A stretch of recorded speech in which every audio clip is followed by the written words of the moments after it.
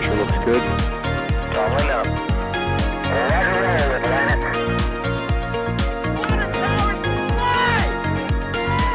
Flight downside of speed off. Yikes.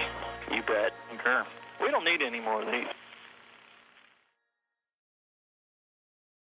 All right, y'all, you know the drill. Good morning from NASA's Spaceflight live stream control. We are coming at you live from Cape Canaveral this morning, where we have eyes on Booster 1061, the Crew 1 booster, returning to port. For a little bit there, I thought we were transported to Italy because that thing is leaning. That's a pizza joke. Let me know if you can hear me. I'm John Galloway with NASA Spaceflight. You should hear my voice, and you should see the video live from Jetty Park Beach of Booster 1061. Give me a 5x5 in chat if you got me. And as soon as we're good on the audio checks, we'll do our introductions. Remember, y'all are part of our remote live stream crew, part of our production team. I don't always know if you can hear and see us correctly until you tell me so. So I appreciate y'all checking in. A lot of 5x5s into chat. It is definitely a surf cam. Philip Whitehouse, it's so windy out there today. They have the tripods on the lowest setting right now. The lowest setting they can put the tripods on because it's so windy at the beach that they are just getting hammered out there. So it looks like we have passed our audio checks here. Video's looking good as well. Let me check this one just really quickly. We should be able to also have, yep, there's that view from Fleet Cam as well. Not much on Fleet Cam yet. Cannot quite see that, but you can see how rough it is out there. It is super windy, and so we are going to be fighting that, especially with the team that's out in the field today. But in the field, they've rolled out early this morning to Jetty Park Beach. We have on the camera Thomas Berghardt out there getting everything set up for us. Thomas, do we have you on comms? I know it's so windy out there right now.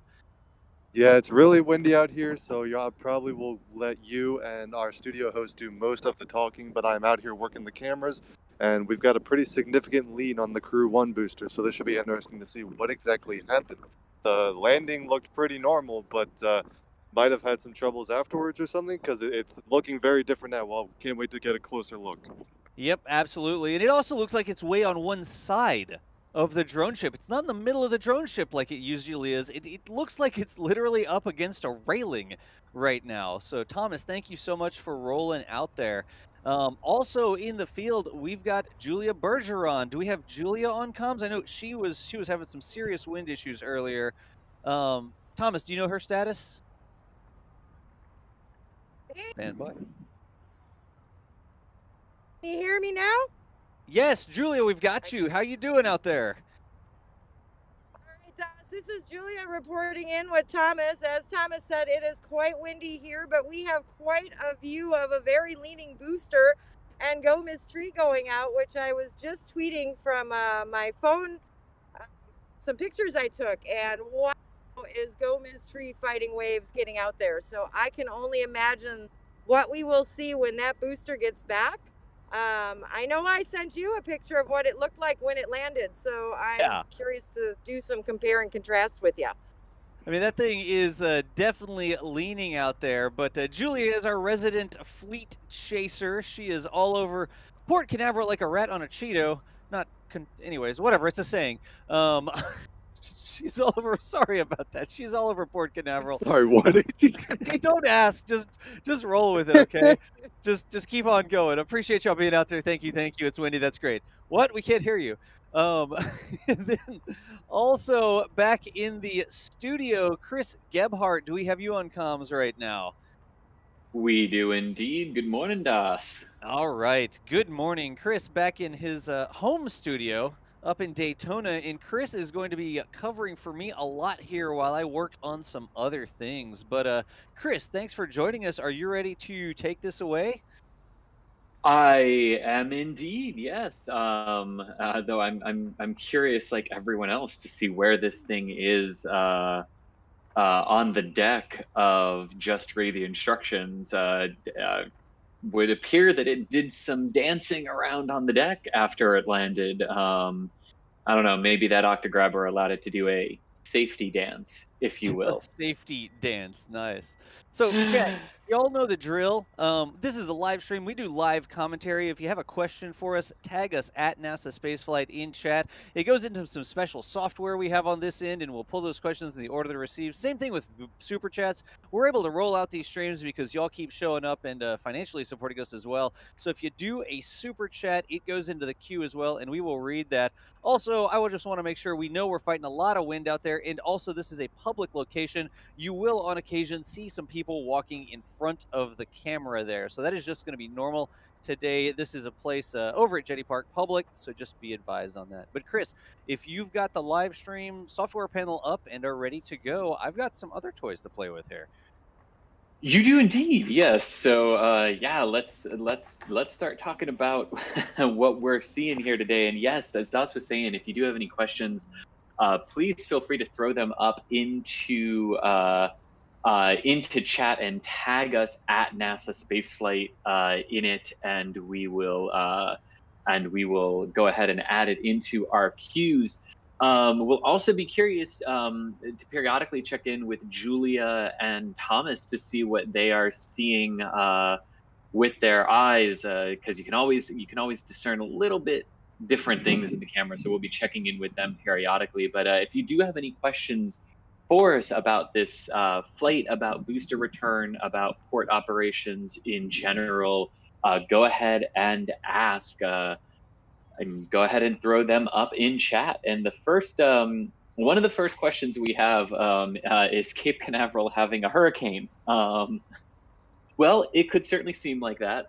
No, not a hurricane. We do have a frontal system that moved through the area a couple of days ago that has pretty much stalled out just south of the peninsula, and there's a pretty good onshore flow as well. So that's bringing a lot of wind, high seas, and a lot of cloud cover that's blowing in off the Atlantic Ocean right now, but way below hurricane levels or things like that, or what you'd really be concerned about even for coming on into port. And Julia, if you can hear this, one question that brings up in my mind actually is for these Falcon 9 booster returns, have they ever had to stay out at sea because of high winds, or do we know what the wind limit is for port operations for them?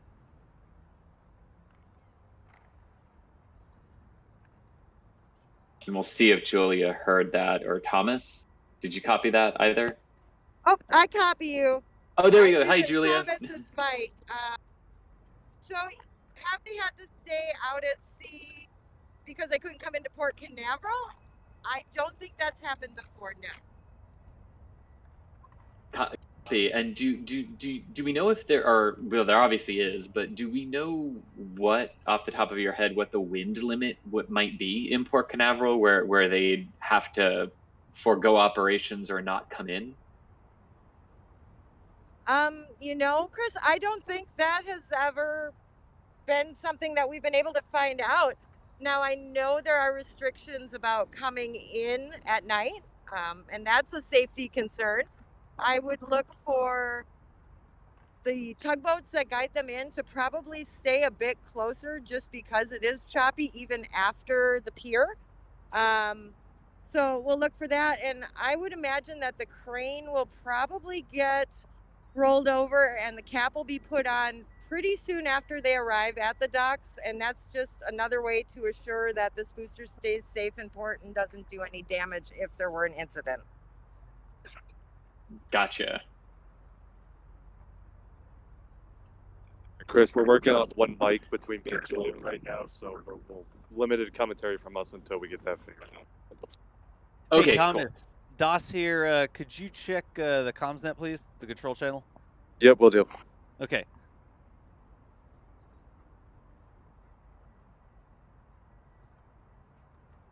Alrighty, so we'll keep rolling through some of your questions here. And again, if you're just joining us, go ahead and if you have any questions about what we're covering here today, the Crew 1 mission in general, if you've got port questions for Julia or anything like that, go ahead and tag us at NASA Spaceflight in chat, and we will go ahead and enter that into our question queue here.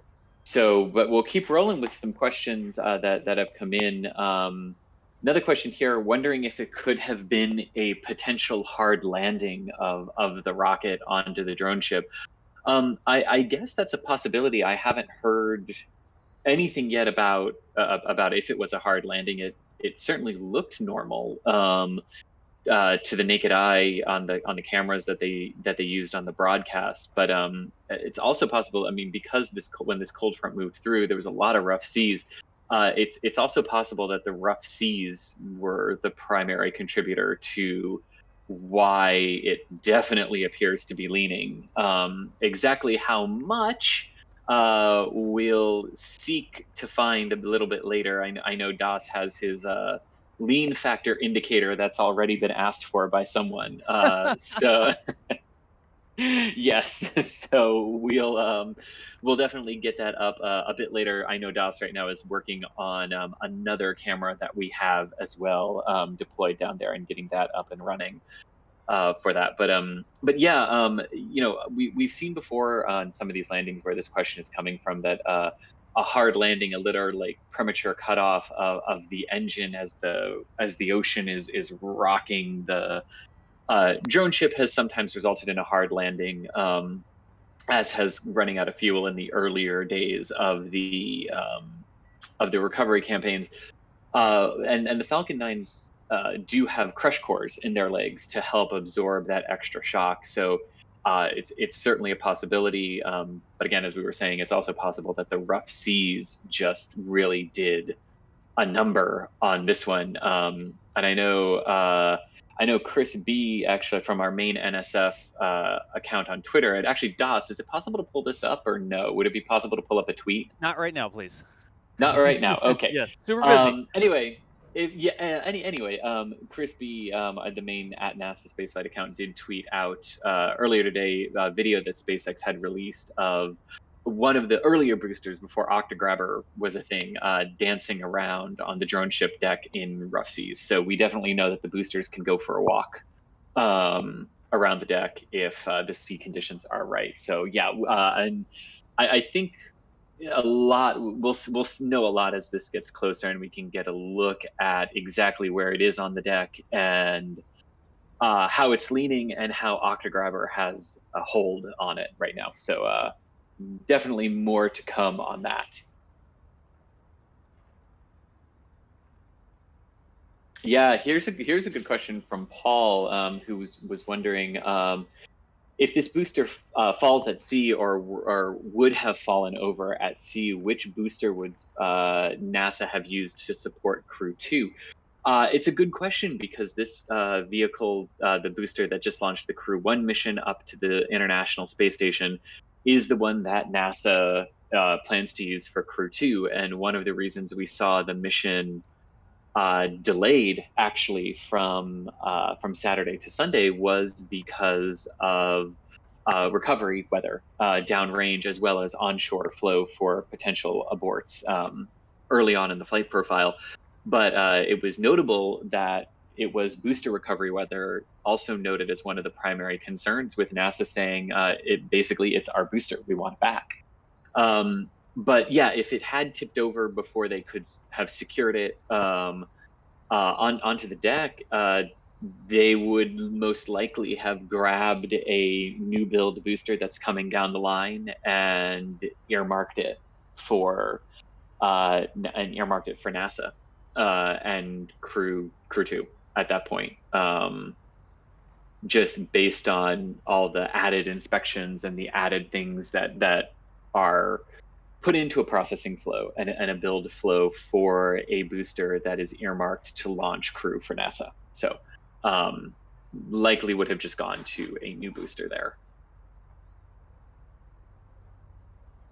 All right, and Chris, I am ready for a brief technical check here. Actually, hang on 1 second. Yeah, I have a better question I have a better answer for that. Michael is telling me in back channel something that I had missed in the run up to this. So Paul, the answer to your question is if this would have fallen over at sea, or if it still falls over, at this point, though probably not. It would have been the booster launching the Sentinel-6A mission on Saturday. That was the designated backup in case this one was lost.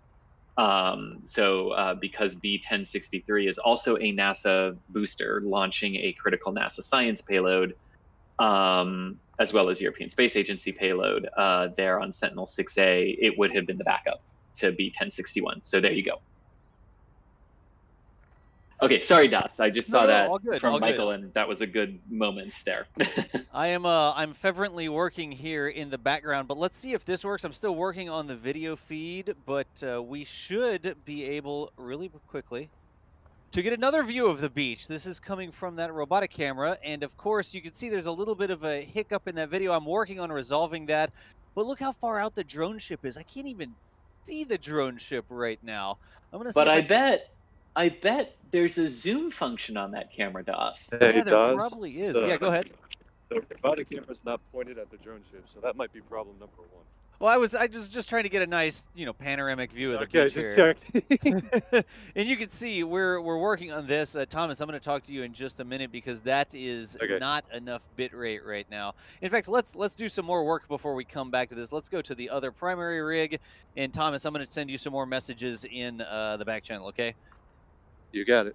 All right. Chris, go ahead. It looks like we still have some time before we can show what's going on there. Gotcha.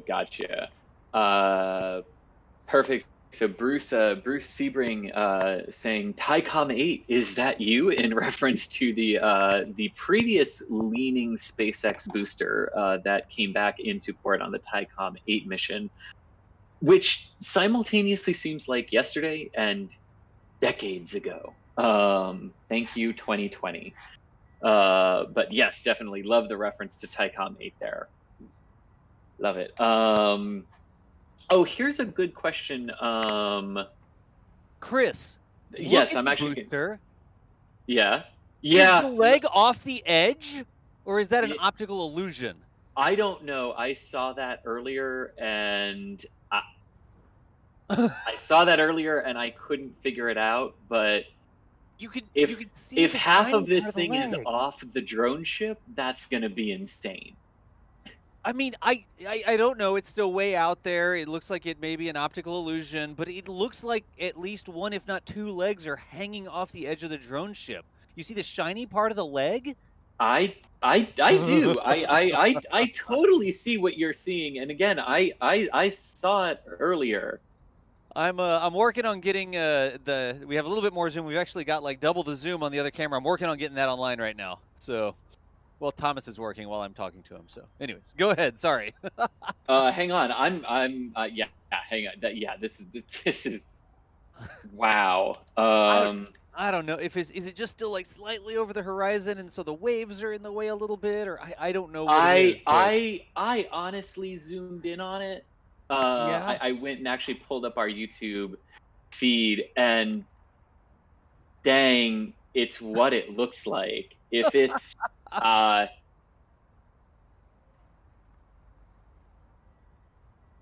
it's definitely what it looks like. It's definitely what it looks like.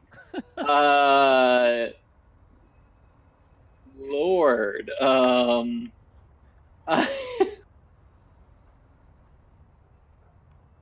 If one leg is hanging off the deck, all I have to say is Octograbber just earned back whatever it cost them to develop it. All I gotta say there, like, wow.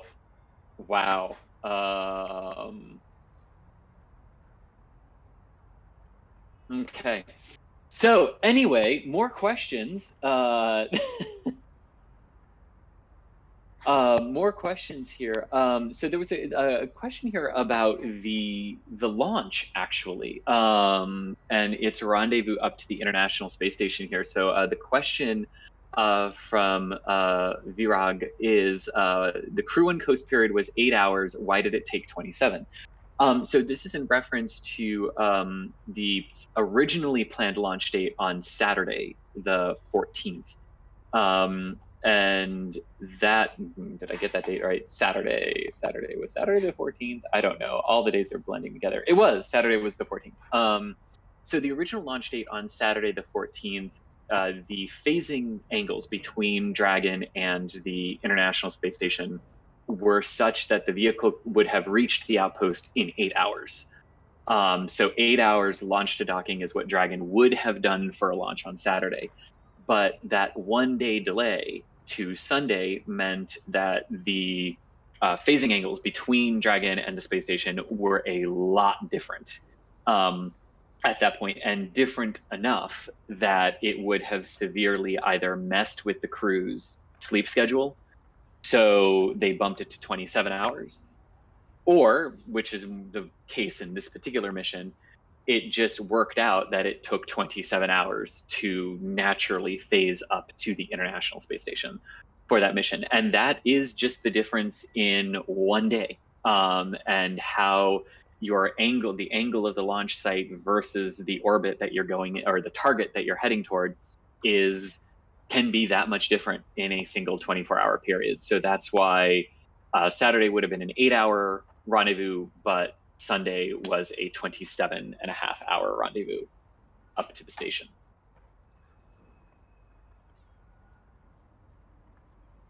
Yeah, and Jelen here with a good super chat. Thanks so much for the $2. Really appreciated there, saying, I feel NASA will be very strict on booster reuse.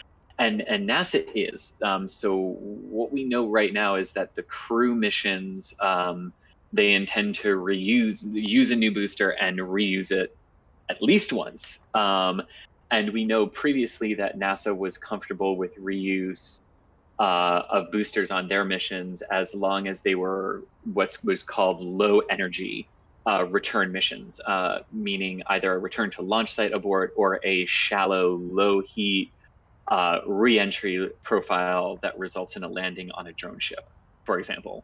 But exactly how far NASA will go beyond that, we're not entirely sure just yet, though NASA will, one of their strict things that NASA will obviously have is that post-flight inspection of the boosters, which of course they have access to SpaceX's data for all of the non-SpaceX missions as well, which does certainly help.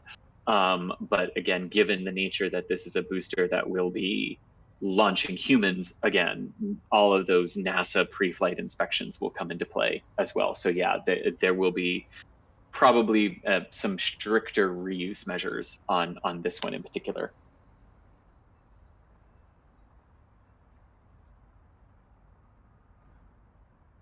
And just looking through the questions here.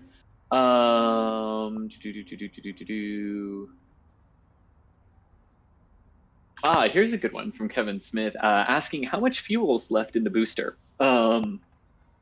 So part of the operations after the booster lands is to vent the tanks. So it lands with very little propellant left to begin with, very, very little left to begin with. And what does remain in the tanks is vented out and allowed to boil off naturally, so that by the time it comes back into Port Canaveral, it doesn't have any propellant left in its tanks, because that would pose a danger to people and other elements of port operations. So the vehicle at this point is inert and unpressurized as well. And we saw that specifically too after the one of the Falcon Heavy mission center cores landed on the drone ship, and then after the propellant had boiled off and it had been depressurized, it tipped over after landing, but did not explode, right? Partly because it had already been depressurized, but also because it didn't have any ignitable propellants left in it at that point too. But good question. Another question here from Martin Smith, asking about the payload fairings, which is something we normally talk about on these booster return missions, because the payload fairings have usually beaten the booster back into port by a couple of days, but no payload fairings on this mission. For all of the Dragon 2 missions, whether they're launching cargo up to the International Space Station, like the first cargo Dragon 2 will do here on December 2nd, or launching crew, which the crew version of Dragon 2 just did a couple of days ago. There are no payload fairings on those missions. It's just the capsule sitting up at the top and no payload fairings, so that the capsule can abort away from the rocket if needed.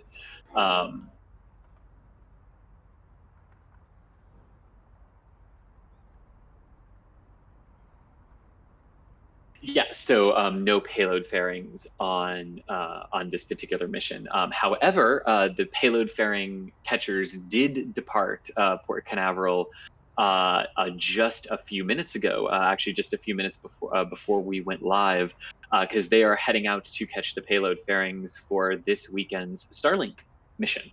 That is currently scheduled for just after 10:15 p.m. Eastern time here on Saturday night, just about 10 hours after the scheduled launch of Sentinel-6A from Vandenberg Air Force Base on Saturday afternoon or morning, depending on your time zone. So busy weekend might be in store for us. But yes, the fairing catcher ships not used for Crew 1, but did leave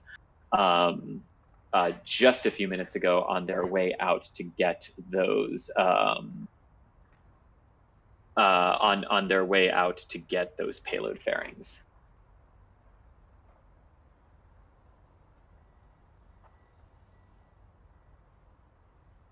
Here's a good question for Josh from Josh D. As well about the commercial crew program in general. And the question here is, do we expect to see Russian cosmonauts flying on future US crew missions? The answer is yes, we do. And Roscosmos has more or less confirmed that as well, or a few weeks ago, or a couple months ago now, probably, when they were talking about the future potential of flying cosmonauts on Dragon, but specifically wanting to see, they had some comment about wanting to see the problems with the vehicles be resolved first, but that the plan is still for Russian cosmonauts to fly on the commercial crew vehicles, and likewise for US crew members to continue to fly on the Soyuz vehicles as well as part of seat exchanges, which would ultimately make sense because what both sides want, right, is for there to would be for there to clearly would be for there to always be one Russian flying on a US vehicle and one American always flying on a Russian vehicle, because what you don't want to get into the possibility of is all of the US crew are on the US vehicle, and then what happens if the US vehicle has an issue and has to come back? Or reverse that, what if all of the Russian cosmonauts are on the Soyuz and the Soyuz has an issue and they have to come back early? Well, now you have an entire segment of the International Space Station that is uncrewed by the national entities that technically own them.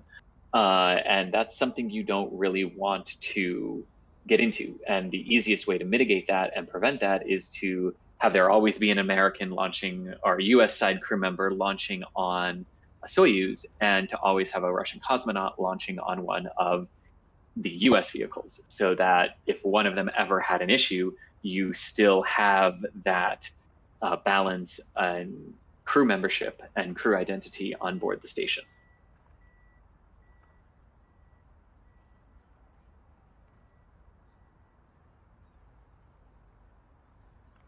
Looking through some of the questions here.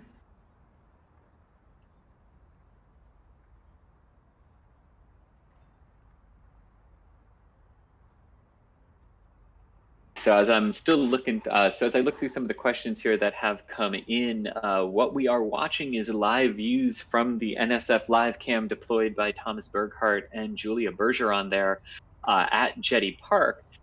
We are watching the booster that launched the Crew 1 mission on Sunday, the 16th of November, coming back into Port Canaveral. And if you are just joining us, your eyes don't deceive you.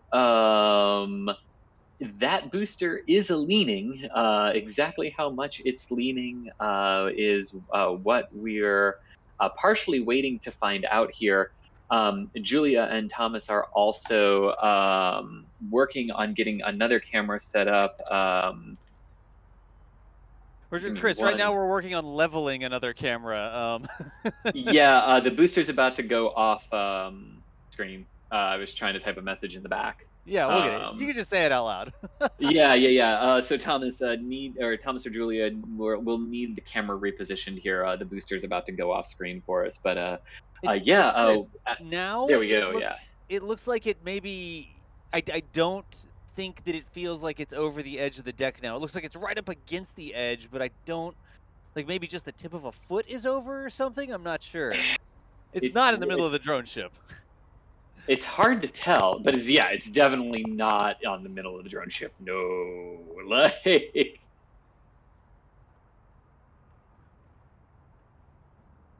Yeah, definitely not. But yeah, we'll see as this gets closer. But yeah, this is definitely one of their this is definitely one of the more interesting port returns.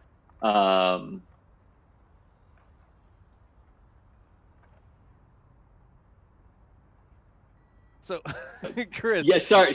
While we work on this, I gotta show this really quickly. We've actually got a camera angle that makes the booster look straight up and down because the camera is crooked. Thomas is working on that camera, but look, the booster is almost straight up and down because the camera is leaning. So, this is what we're working on out there on the beach. It's so windy, and Thomas is working on trying to get this camera straight. This camera has almost double the zoom as the other one, so as soon as we can get it dialed in, we're going to be using it as well. Unforeseen issues with getting it level, though. Hey, it happens. And Indulis with €5, asking what our answer would be to those who believe that the whole rocket launch and space industry is just one big theater and nothing is actually real and it's all staged. My easiest answer to that is try telling that to the thousands and thousands of people who have literally watched these things go up with their own eyes and felt them. And if you don't believe them, come to Titusville and watch one. That's what I would have to say to that.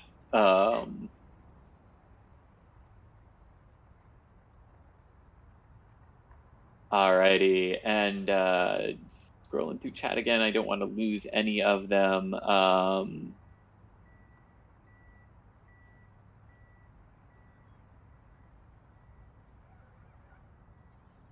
Yeah. Okay. Cool. So. We're talking about the center of mass of the camera in the back channel right now. Like, it's really tough to get it because it's on a ball mount, right? So you could loosen the ball mount and you can level it out, but it's really tough to actually get the ball mount there because it's got all of the mass of the camera up on top, and the camera's heavier than normal with the antenna and stuff like that. So what we need to do is put a bunch of weight below it so that the center of mass is below the ball mount instead of above it, and then that makes it easier to, anyways, yada yada yada. Yes. So not to interrupt science lesson, but Thomas, it's going off screen again. We need you to readjust.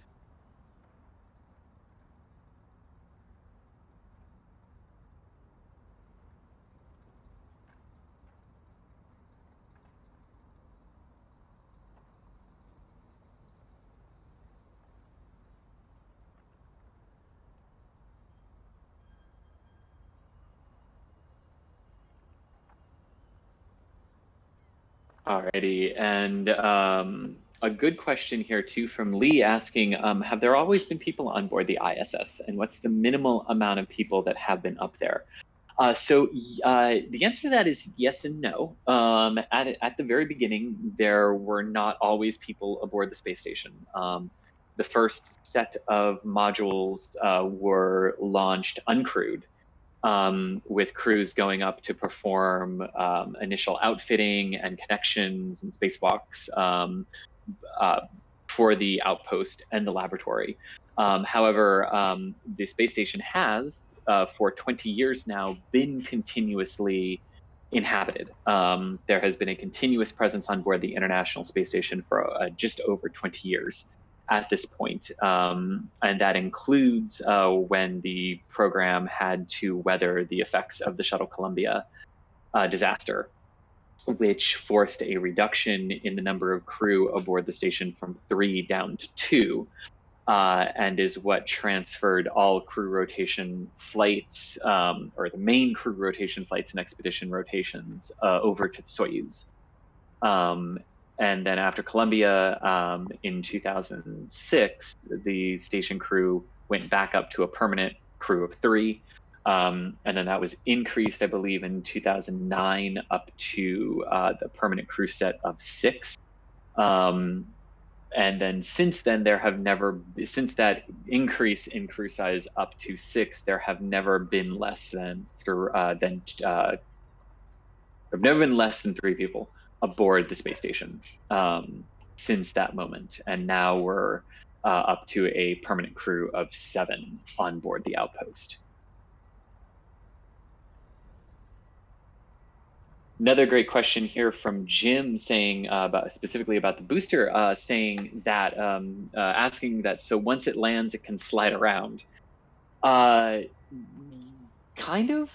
So they really prefer that not to happen. They want to secure it as much as possible for the journey back to Cape Canaveral and Port Canaveral. They used to accomplish this by going onto the deck and literally welding it down to the surface of the drone ship. Now that securing operation is performed by Octograbber. However, that's what we're very curious to see, is either what happened here is the seas were so rough that it went dancing before Octograbber could get a hold of it, or more interestingly, it went dancing with Octograbber attached to it.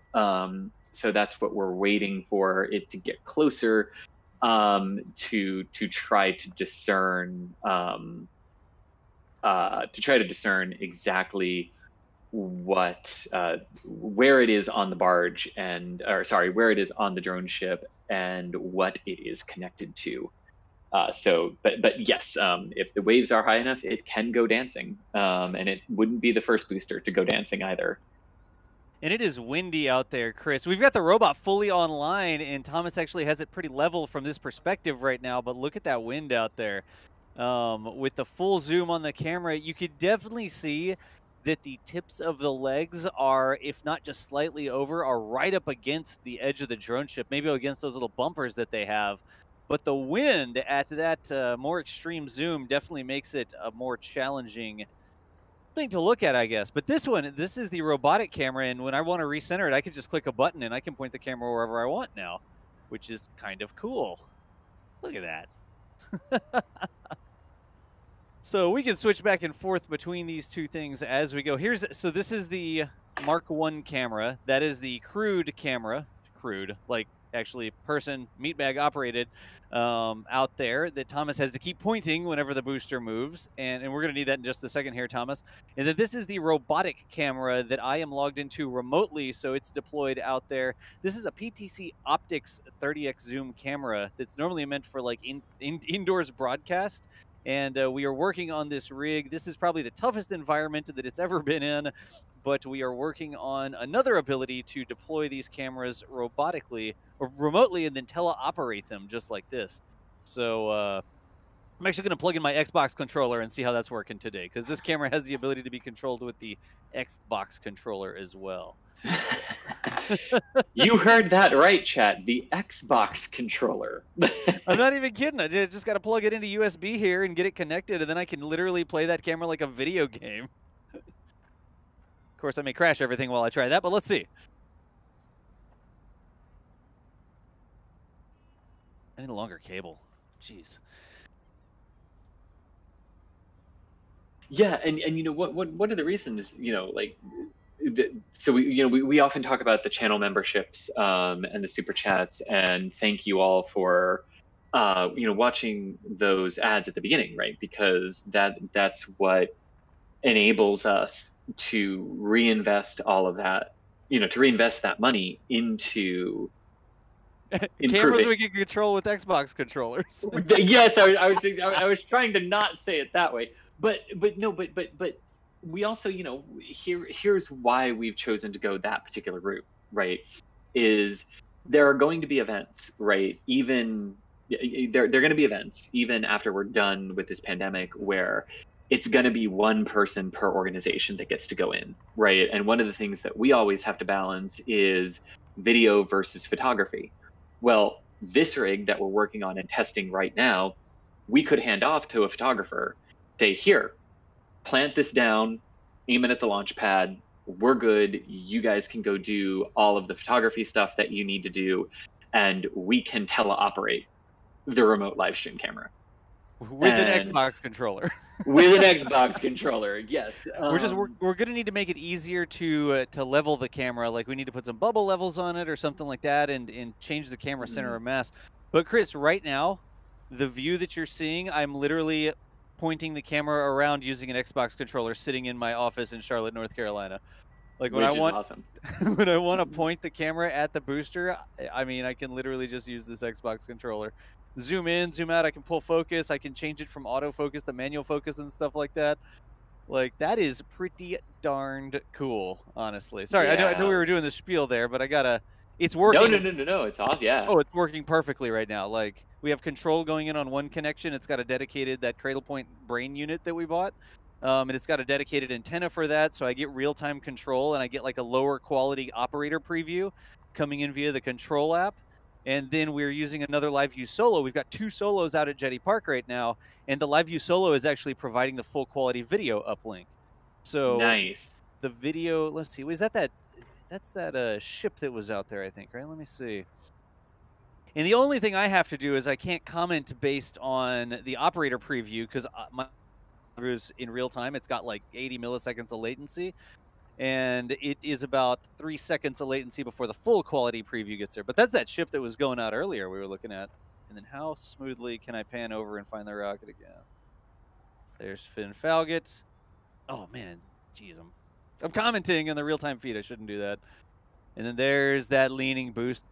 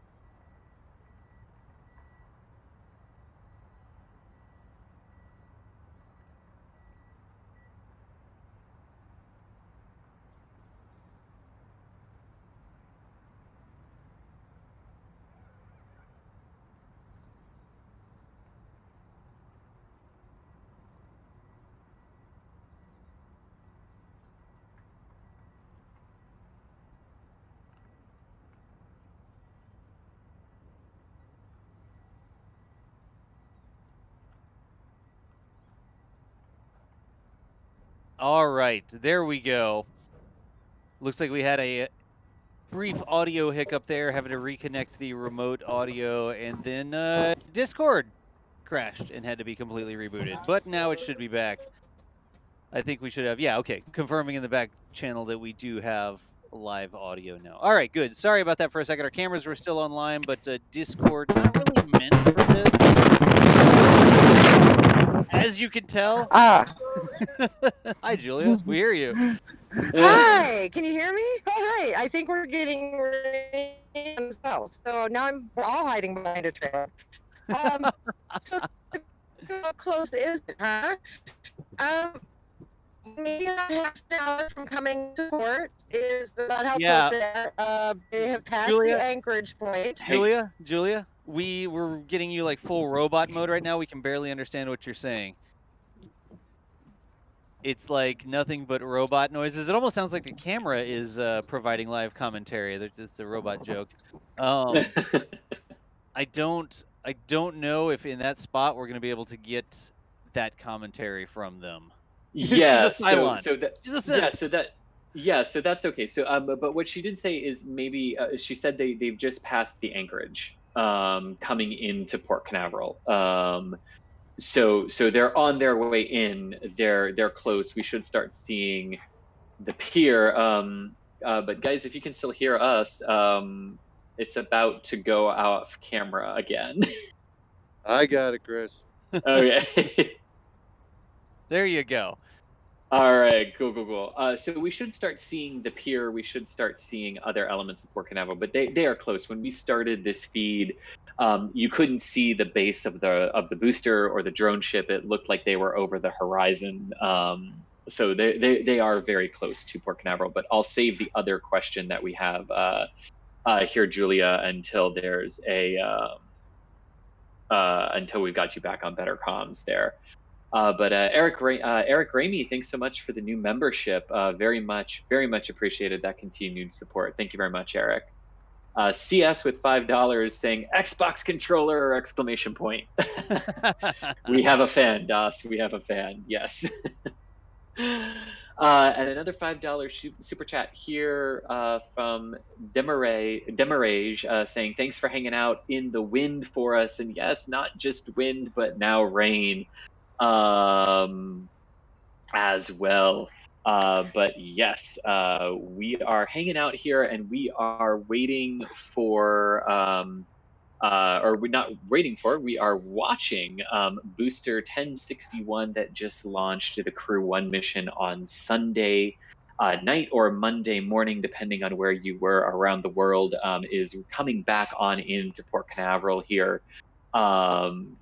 Obviously leaning. We are waiting for it to get closer to see exactly why it might be leaning and exactly where it is on the drone ship. It definitely looks like it is not where it landed on the drone ship, because it looked like it landed pretty close to center on Sunday night, and it definitely was not near the edges as it appears to be now. And also definitely wasn't leaning in the initial moments after landing, as we saw on the broadcast. So we are definitely waiting to see what this looks like and how Octograbber has a hold of it. What's been interesting, there's a beautiful shot that gives you a little better idea of where they are. So yeah, they've passed the anchorage. So they're maybe about 30 minutes away from port, about being like up, being up the channel right now. But you could definitely get a sense of the scale there of how far away they still are, but they've made that turn heading toward the port entrance now. So not too long to go just yet before we can get a better sense of what's going on there at the base of that drone ship. So yes, but Joshua Green, I have to hand this to you. We were talking a little bit earlier, taking a question about the crew size on board the International Space Station, and I said that there has, since the crew size increased to 6 back in 2009, that we haven't had a moment where the crew size on board dropped below 3. And Joshua Green has corrected me, because he is technically correct, the best kind of correct. There was a couple-hour period on September 27th, 2007, where there was no one on board the space station because the 3-person crew was relocating their Soyuz spacecraft. So Joshua Green, you get the technically correct button, the best kind of correct. Nice. Thank you, man. Yes.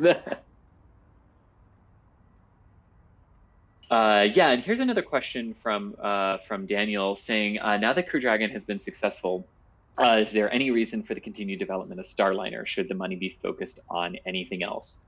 No, the money should absolutely not be focused on anything else. And yes, there's a huge reason to continue the development of Starliner. The entire purpose of the Commercial Crew Program was not just to have access to the International Space Station, but what was known as guaranteed access to the International Space Station. and that includes redundancy in your system. If one vehicle experiences an issue, the other one during operational times should be ready to pick up and continue forward without any gaps. So the exact thing we're seeing right now, where Dragon is doing all of the work right now in rotating crews up and down to the International Space Station, and will through spring of 2022, which right now would be the earliest possible Crew Dragon handover to a Starliner long duration flight, given that Crew 3 has already been assigned to SpaceX for the third quarter of 2021. If Dragon were to ever have an issue, the goal would be for Starliner to be able to do exactly what Dragon is doing right now. And without that redundancy, you don't have that. So huge reason to not mess with Starliner's funding at all and get it up and running with a successful second orbital flight test in Q1 of next year, and then for that to be followed sometime later in 2021 if all goes well with that orbital flight test, with a crew flight test as well, then leading up to Starliner's first rotation flight, which again right now would be no earlier than spring of 2022, based on the fact that Crew 2 and Crew 3 have already been assigned to SpaceX for spring and autumn of 2021, respectively, Northern Hemisphere spring and autumn there. For our friends in the Southern Hemisphere, we don't forget about you. Don't mind me, I'm just playing with the Xbox controller here. Like, I'm not even kidding. Like, I was pointing at a pigeon or something. I was trying to find a seagull, but they're a little tough to track. They're really close to the camera, and they move faster than one would expect. And Nathan's asking how much longer until it arrives. He's got school in 15 minutes or 10 minutes now, based on the fact that he wrote that 5 minutes ago. Nathan, they are still probably about 30 minutes away from being at the dock. They have passed the anchorage point out there and are on their way in, but still probably another 30 hours before they're at the dock at this point. It's just too and KJ, thanks for the £1. Really appreciated there. Appreciate all the support and all the super chats, all the memberships, and all the stream views, because all those stream views and watching that video at the beginning, all of that helps and rolls into the monetary support that we use to improve our equipment and our technology, get it to a point where DOS is sitting there in Charlotte, North Carolina, robotically controlling a camera at Port Canaveral, which is part of our much larger rollout of improving our live streaming gear and our offerings. And Chris, really quickly, I got to give a massive shout out to PTZ Optics. I met PTZ Optics at TwitchCon a couple years ago, and we were trying to figure out how we could integrate their robotic PTZ cameras into our live streams, right? And I was always like, wow, I could use one of those for a rocket launch or something like that. Gosh, what could I do? And eventually we got to this where we were talking about, okay, we have a limited crew. We can only send one person. How do we do a live stream and take photography and do the reporting and all the things that have to happen with only a single crew member? And I was driving down the road and I had a little light bulb go off that we could deploy a robotic camera for the live stream like this. So I called up PTZ Optics and I floated this idea to them about robotic camera operation that would be teleoperated by somebody who didn't have to go on location. And they thought that was a great idea, so they sent us. This is one of their top-of-the-line PTZ cameras, and they shipped it to us on a development basis so that we could work on it and see if it would work for us. And I just massive thanks to Paul over at PTZ Optics for working with us on this super cool project where we can continue to expand our coverage, like you were saying, without actually having to send more people there. We can get the same sort of live stream stuff. Again, a lot of learning here. We got some leveling and stuff like that we need to figure out how to do. But it looks like the concept is very sound. It does indeed, and you know, and again, major thanks to PTZ for this, and you know, this is also one of the reasons why we like to test in public, DOS, like we were saying earlier on the Atlas stream. last week, to us, we need to ground truth these things. And we could totally have sent Thomas and Julia out there with this and not told anyone about it. But where's the fun in that, right? No fun. I mean, let's learn. Let's go, right? I do need to correct myself though. Not 30 hours until it arrives back in Port Canaveral. 30 minutes until it arrives back in Port Canaveral. My apologies. It never even dawned on me that I said hours until in our back channel, Chris is like, "Yo, you just said 30 hours." Hey, yo, can you hear me now? Hey, Yes. Julia, we can hear you. I'm off the beach and on a walkway right now while I have a few bars. Did you have more questions? We did indeed. Franz has been asking, how does Octograbber work? Well, Octograbber is, a lot like our PTZs. It is a remote-controlled robot. So it has a cord that goes back to the garage to its comms unit and a lot of GoPros on board. So those GoPros allow them to remotely operate it from multiple locations. That could be from the facility in Port Canaveral. That could be Control Center in Hawthorne. Or that could be somebody on the deck. I'm imagining this time it might have been remotely controlled. Definitely not on deck. If the sea state was so rough that a booster may have moved, I don't think we would have wanted people on board, at least not initially.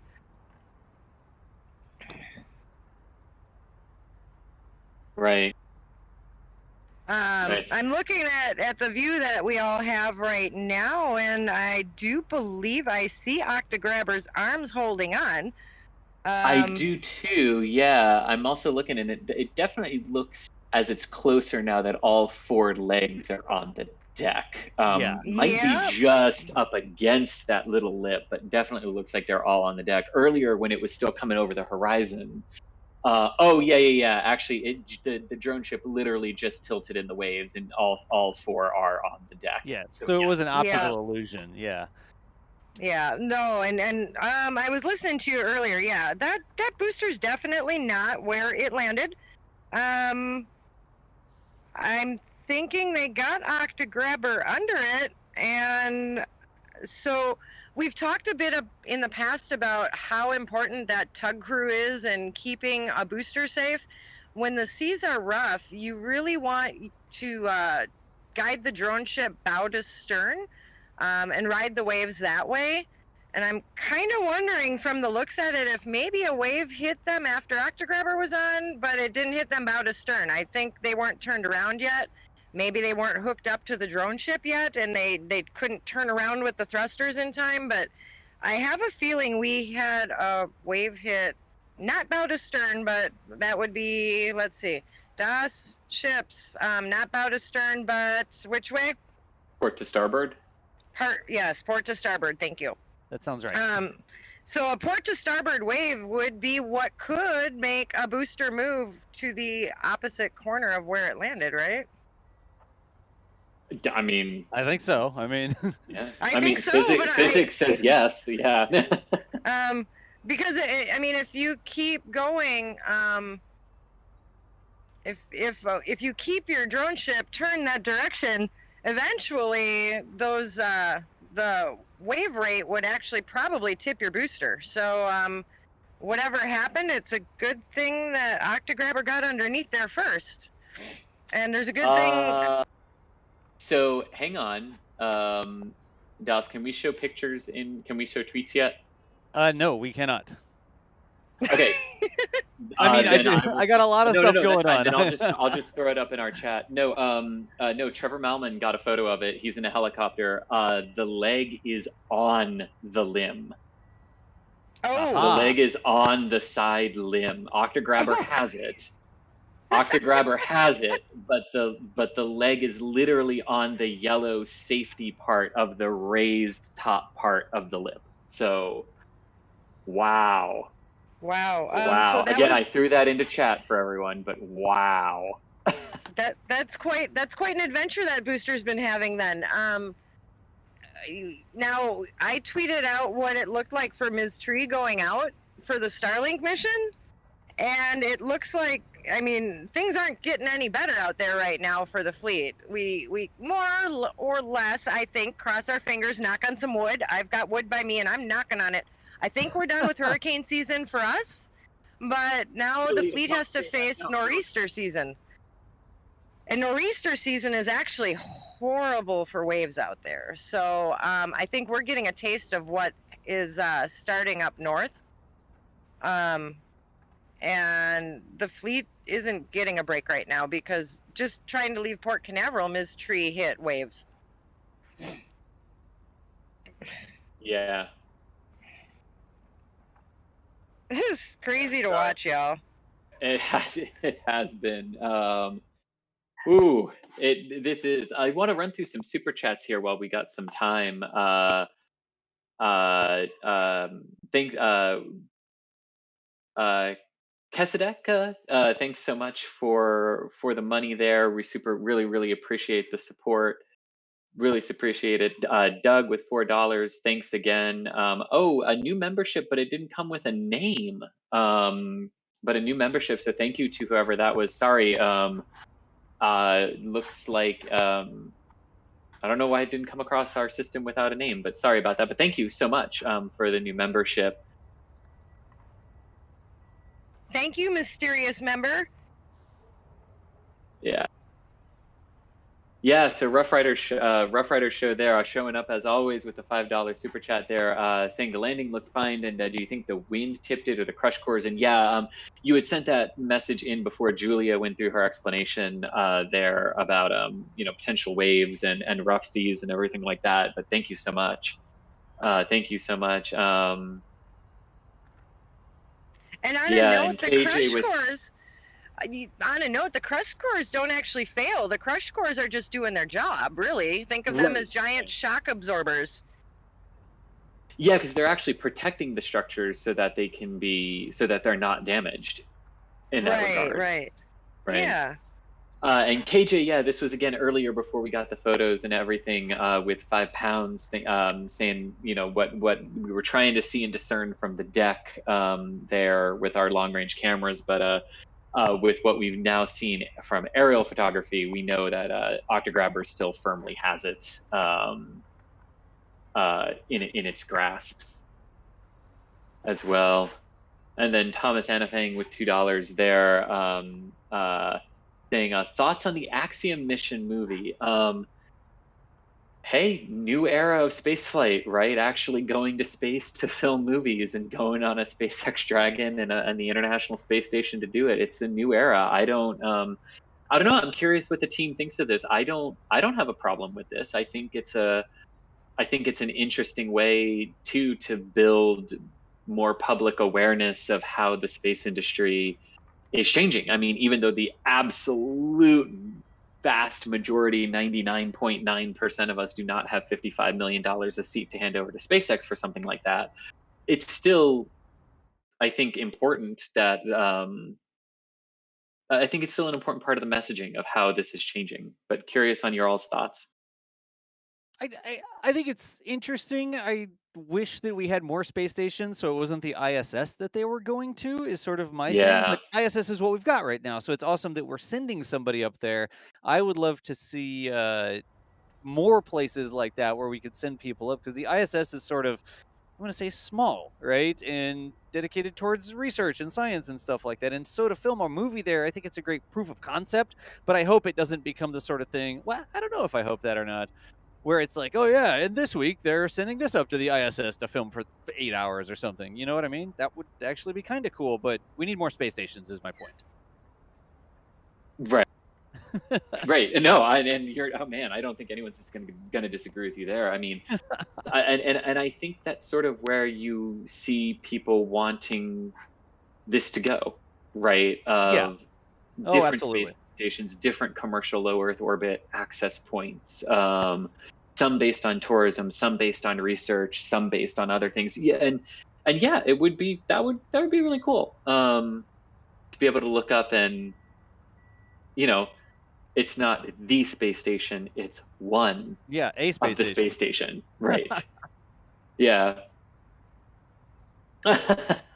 Okay, I like what our boss Chris Bergen had to say about Falcon 9 literally having a leg on the edge of the deck here. He quotes Falcon 9 B1061 as saying, "I'll just go ahead and swim back to Florida," and Octograbber responding, "Oh no, you don't." Nice. The memes that come out of some of this are definitely Are I pretty like the awesome. memes. Yeah. Pretty awesome. Yeah, and Julia, here's another one for you if you're still on regarding Octograbber that we have. So someone was wanting to know, basically, do we know if Octograbber can lift the Falcon 9 or does it need a ground system for it? So basically, what and I think what the heart of this question is what is Octograbber's duty here, and what's its job, and what can't it do? Yeah.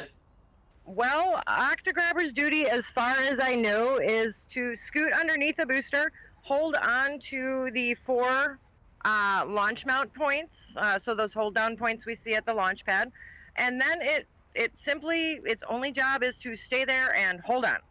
I am not aware of it ever intending to be used to move a booster, because that any unnecessary movement is just asking for trouble, in my opinion. But I've never known it to have any other intent of use except to hold on, and that's its job.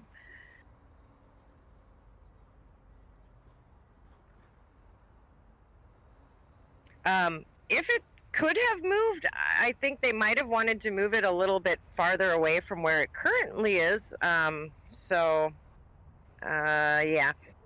we'll say its job is strictly to hold on.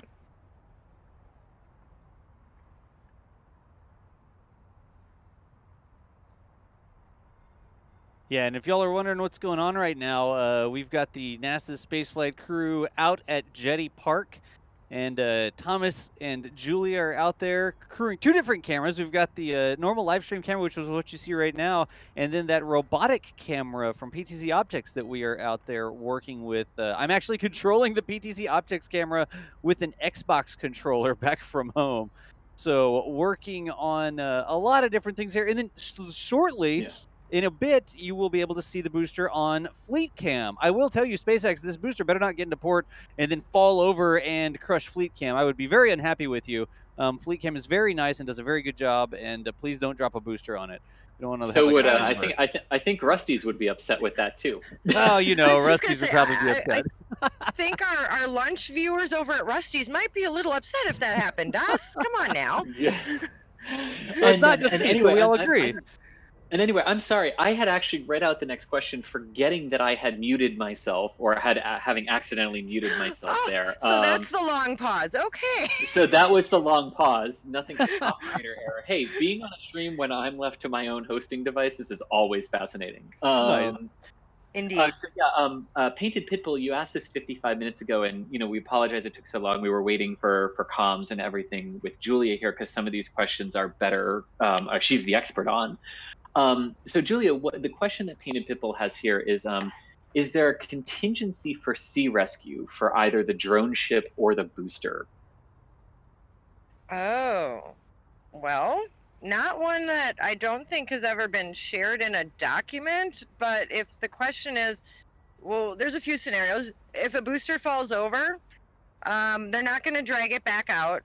They're just not going to do that. When you're offshore 635 kilometers to the northeast of here, it's not practical to drag a booster back. So if you're offshore and you lose a booster and that's all you lost, they're going to babysit the booster till they can find a way to sink it.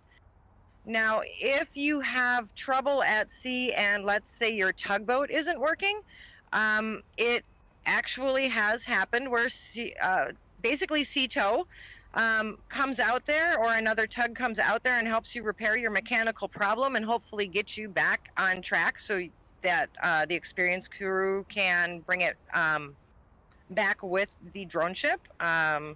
That happened about a year ago, I think, during nor'easter season. One of the drone ship escort tugs had some engine trouble out at sea at the landing zone, and all of a sudden another tug was there. So it is possible for them to get aid that way. let's just say, should the drone ship, should the drone ship have issues? Well, they should still be able to bring that back without any concern, because the only time the thrusters are used on the drone ship is when it is running totally autonomously at the landing zone waiting for a booster to land. So in that sense, I can't think of a major scenario unless a booster crashes and totally disables a drone ship that they can't handle already. Yeah, and it's worth noting on that part too, because that's what that was pretty much the only thing I could think of too. That would have to be a landing where the booster like tipped over very, very quickly while it was still pressurized and everything. Yeah. But even those, we've seen them get the drone ship back under tow rather Yeah. quickly. But so yeah, and of course it's worth mentioning too that the Falcon 9 landing profile is purposefully designed so that the booster is aiming for a point away from the drone ship, and it's actually the landing burn that helps correct the trajectory onto the drone ship. So if they sort of self-protect the landing pads in the drone ships with the initial trajectory that Falcon 9 follows as it's Correct. coming down. Yeah. And it would come in at quite a rate that it would more or less self-destruct in the water at that impact. Right. So we have some follow-up questions here about Octograbber too, Julia. We have Mike Lanfear saying, so Octograbber grabs the booster, but what holds Octograbber still? Is it magnetic locked to the deck? Does it grab handles on the deck? And Katara is asking basically the exact same question, asking, does Octograbber grab or lock on to anything on the deck, or is it just heavy? So from Mike and Katra there. Sorry, I said your name wrong the first time, Katra. All right. Well, Mike and Katra, the answer is as simple as it's heavy. Think of Octograbber as a tank. It's a low-to-the-ground tank, and it does drive on tracks. We've seen no evidence of it being magnetized at all. It is literally just getting underneath and making the center of gravity lower than it was before being attached to the Octograbber. With the tanks empty and depleted of fuel, that's what basically makes it possible. And Octograbber, honestly, is a chonker. A chunker. A chonker, a pretty white chonker who has a lot of talents, as we can see. But no, I have never seen any evidence of magnets or anything like that. No mention of that from Elon, who sometimes likes to talk about, the neat things that these robots can do. And I think he would have mentioned magnets by now.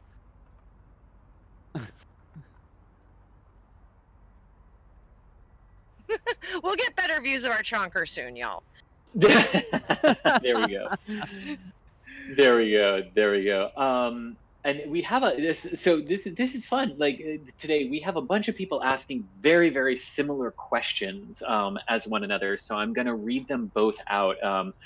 So another very similar question that I'll throw out to the entire team is both a super chat from the Resistance with Canadian $5 and also Dugong 272. Both are asking, will the booster be able to be reused or repaired and refurbished ahead of the Crew 2 mission? The Renaissance, sorry, not Resistance, the Renaissance saying that's $1 million question. Sorry, Resistance, Resilience, I don't know, that was just in my head. We'll Rebels. Go with the Renaissance with 5 Canadian there asking that. And Dugong 272 asking basically the same question. Do you think they can repair and refurbish the booster for Crew 2? It looks like it might take longer than normal. Well, I can give you an answer from what we've seen come into port before and still be reused. And the answer is, I don't think it's going to take any longer. We've seen a booster come back with a totally and completely crushed core that they actually had to put the change in jack stands in place for. Octograbber couldn't even get under that booster without hitting the Merlins. And that booster did live to fly again. In fact, surprise of all surprises, the leg that was crushed core, used the entire crushed core, it actually folded back up. They didn't even have to remove it. So as long as nothing happened with these legs that would have caused a puncture to the actual booster itself, legs can be replaced and the booster can just be refurbished and sent back out. Y'all, I just hit the B button to focus the camera. The B button. I literally just tapped B on my Xbox controller to focus the camera. Wow, this is I'm working sorry. very well. I'm not even love sorry. when I'm Das sorry. plays with cameras, and now he's looking at a tug crew going out to do crew transfer, isn't he? Yep. My my feedback is I need almost lower sensitivity. Like I've got the sensitivity all the way down right now, and it's still a little bit chunky at full zoom. But I am going to type a thesis on Xbox control of remote PTZ cameras and send it to our friends at PTZ Optics here. Like this This is PTZ awesome. Optics, you're going to need to give me some lessons on PTZ control because he looks like it's me controlling our fleet cam from my phone. I'm literally sitting at my computer playing this camera like it's a video game. I'm not even kidding. I'm trying to come up with a way. That's pretty awesome. Yeah, I'm trying to come up with a way to visualize it so y'all could see it. But anyways, I'm not trying to derail things. Robotic studio camera, so we get views of Das doing his thing, maybe? Just We're gonna saying. need another camera. Yeah, that's a robotic studio camera. Nice. I mean, I could make a guest appearance. Y'all could see my face down there, but then you wouldn't have me on comm. So I'm enjoying the view you're giving me from up here where I can't even see right now. Are you able to see the camera? Well, I guess if you can't see the booster, you can't see the camera, huh? Because I could turn the camera and I literally am you. watching the view you are providing our viewers right now, so I can still talk. Look at this. I can get the focus locked in, then I tap B and it locks the focus so that the waves and stuff don't mess with it. This is amazing. Y'all make sure to tune into Steven's tweets, Steven Marr, because I know he's out here as well. So he's taking care of photos while we're live streaming, and make sure you tune into him on Twitter as well. Look at this windsurfer coming by. Let's see what the delay is. We've got windsurfers, we've got kids playing in the sand, and we are all getting an exfoliating scrub as we stand on the beach today. An exfoliating scrub. Jeez. Oh, yeah. Oh, zoom in on the core? Yeah, all right, DM. Hang on, I can zoom in on the core. And Captain Ark, I saw your question really quickly. Will this video be on your website? I don't know if we'll embed this in an article, but it is always available here on the YouTube channel. So all of our live streams, you can always come back to the channel here and watch them. The link even stays the same. So if you just save this link, when the stream is done, you can actually watch this with your family or whatever you want to do. That's actually a fantastic idea. So hang on, let me hit right bumper, which is zoom in. And let's see if we can get a little bit closer up shot of the booster itself here. All 30x optical zoom. Oops. There we go. See, when I go all full zoom, I need like 0.2. Oh, hello, windsurfer. Tell the camera to focus. There's focus. Then lock it in. This is just the coolest thing. You can see it was focused on the windsurfer there. Let's see if we get it on the rocket instead. And it is super windy out there. I think this is one of the... I'm going to ask Thomas. I think Thomas can hear me. But I want some engineering feedback, like looking at the rig and looking at the camera. Thomas is an actual engineer. And so any improvements we could make, we were talking about the center of mass so that we could get it leveled a little bit more easily. Right now, the antenna... Go ahead, Thomas. It was probably not a center of mass issue. It was a user error issue. I think it's a lot easier to level than I thought it was. Oh. That's one of the reasons we have those tripods is because with the ball mount, you can set it out and then you can level it without having to worry about tripod legs and stuff. So we'll continue improving these things here. Go ahead, Thomas. That I fixed. I think we were breaking up a little bit there. Yeah, Thomas, we didn't copy that last message.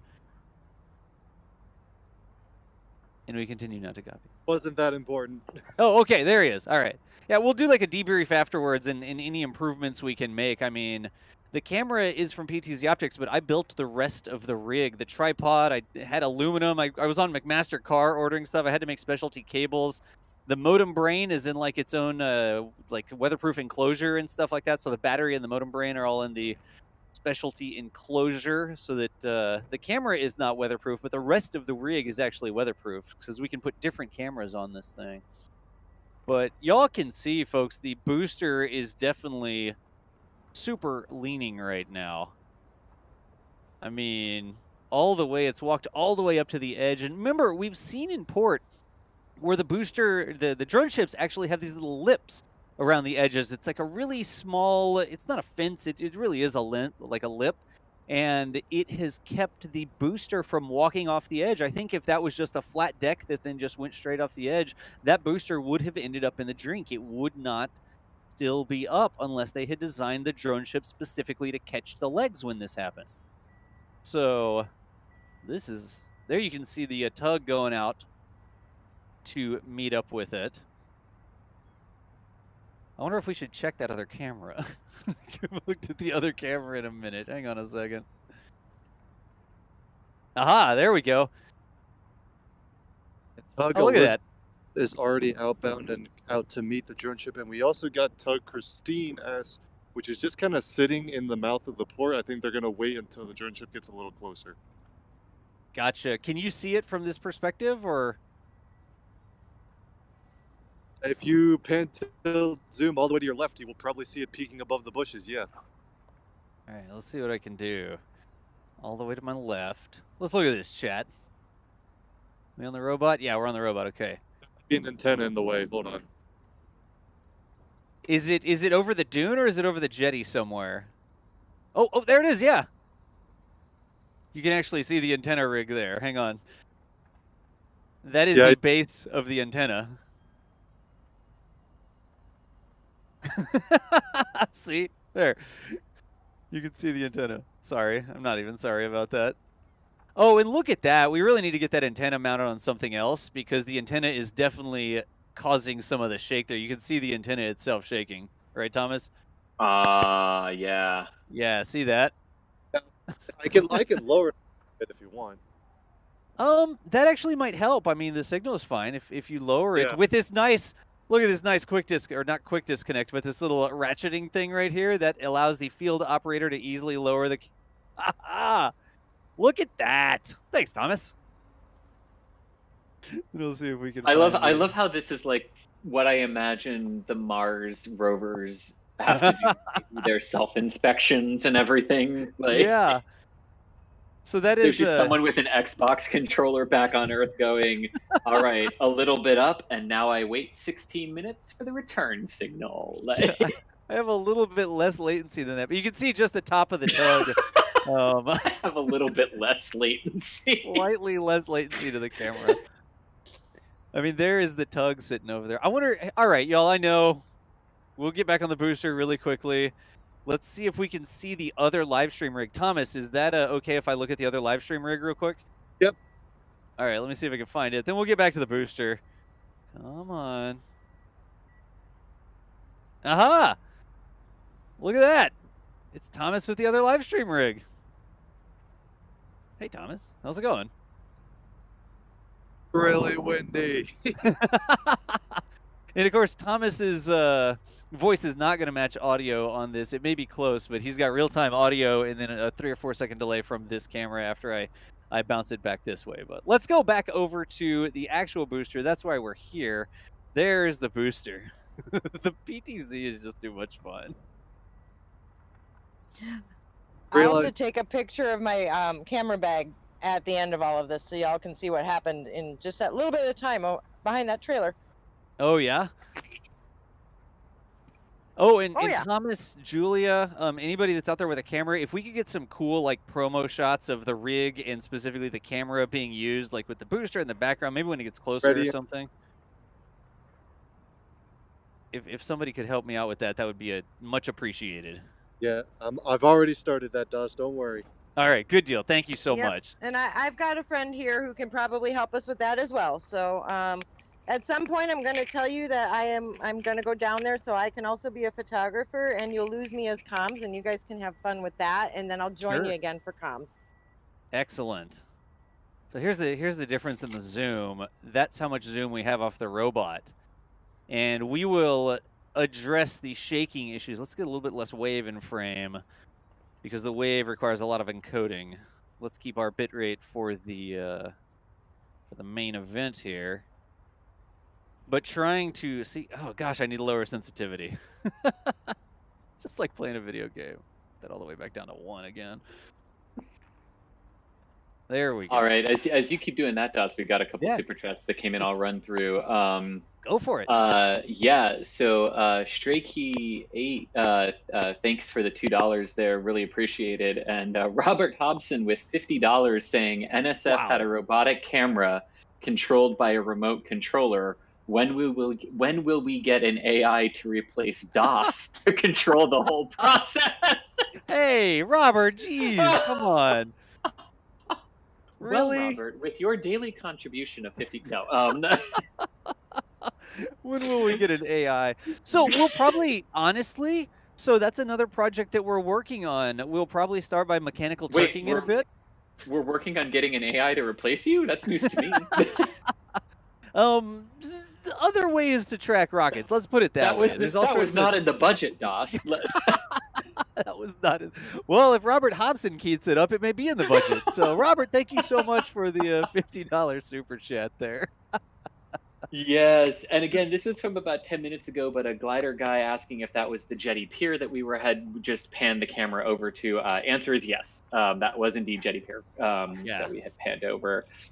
Dominic Hosang saying, I'm in class, but I never miss an NSF stream. Well, Dominic, thank you very much, although we hope you don't get in trouble. And always education first. Yes. If you DM me on Twitter, I'll write you a pass that says, Dear teacher, Dominic was engaging in STEM outreach activities. Hey, there you go, right? I mean, I do have Kerbal Space Academy. Will sign that note too. 100% There you go. will sign it. Everybody on the NASA Spaceflight team. Oops. There we go. There we go. That catches us up on that. I need to separate for just a couple seconds, and I'll be right back. Sure. Excellent. Again, y'all, Dominic, thank you so much for the kind words here. I know I'm all over the map. As Chris asked, could we bring up a tweet? And that's another thing that I've been working with here, the ability so that anybody can bring up a tweet, not just me, but I have my hands full with everything else going on. I didn't have the ability to also spool that up. The telestrator's offline right now, and then the presentation layer's offline. I mean, I could certainly turn those things on. It's just one more thing for me to juggle. But constantly trying to improve and see if we can't get more NASA spaceflight folks. I mean, anybody that's got a Windows PC, I could have, if they have a Windows PC and an Xbox controller, I could push this over to Jack so that he could do it, or Michael, or whoever has, I mean, a real PC. Anyways, I need to see. I don't know. I don't have any Apple products myself, but I may be able to get it working on Apple as well. So, hey, by the way, also real quick shout out to my mom. How's it going, Mom? She's watching the stream right now. Long time no see. Hope you're doing well. Back at home, actually pretty close to SpaceX Boca Chica down there. She lives back in South Texas. But yeah, watching NSF streams counts as a science credit. I like it. I like it a lot. But hope you're doing well. Hi, DOS. Hi, Mom. How are you doing? She does watch the streams on occasion. It's another good way to keep in touch. But just a quick shout out. Everybody say hi to DOS Mom right quick. Look at the pilot boat. Pilot boat. I don't know if I would pass on that side of the drone ship right now. I just look at the pilot boat in there. Whoa. And we really do have to work. This shake, mounting the antenna on a separate tripod, or at least lower on the tripod. You want the... Can y'all hear the chopper above me? I think that's Wesh. A chopper? Yeah, I think Wesh is above us. Which way is it? Is it over the port right now? It's directly over, well, the beach in Thomas.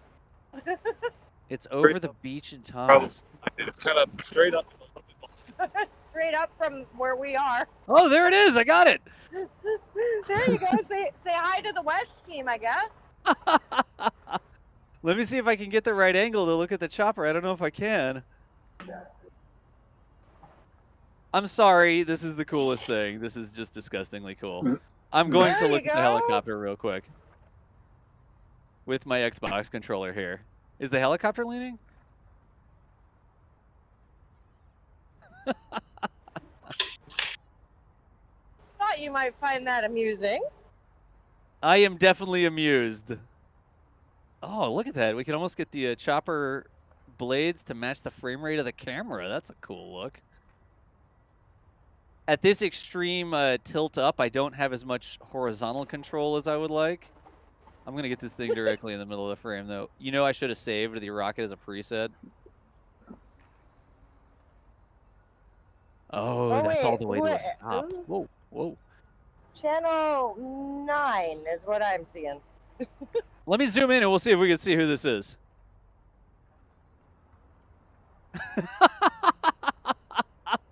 No way, y'all.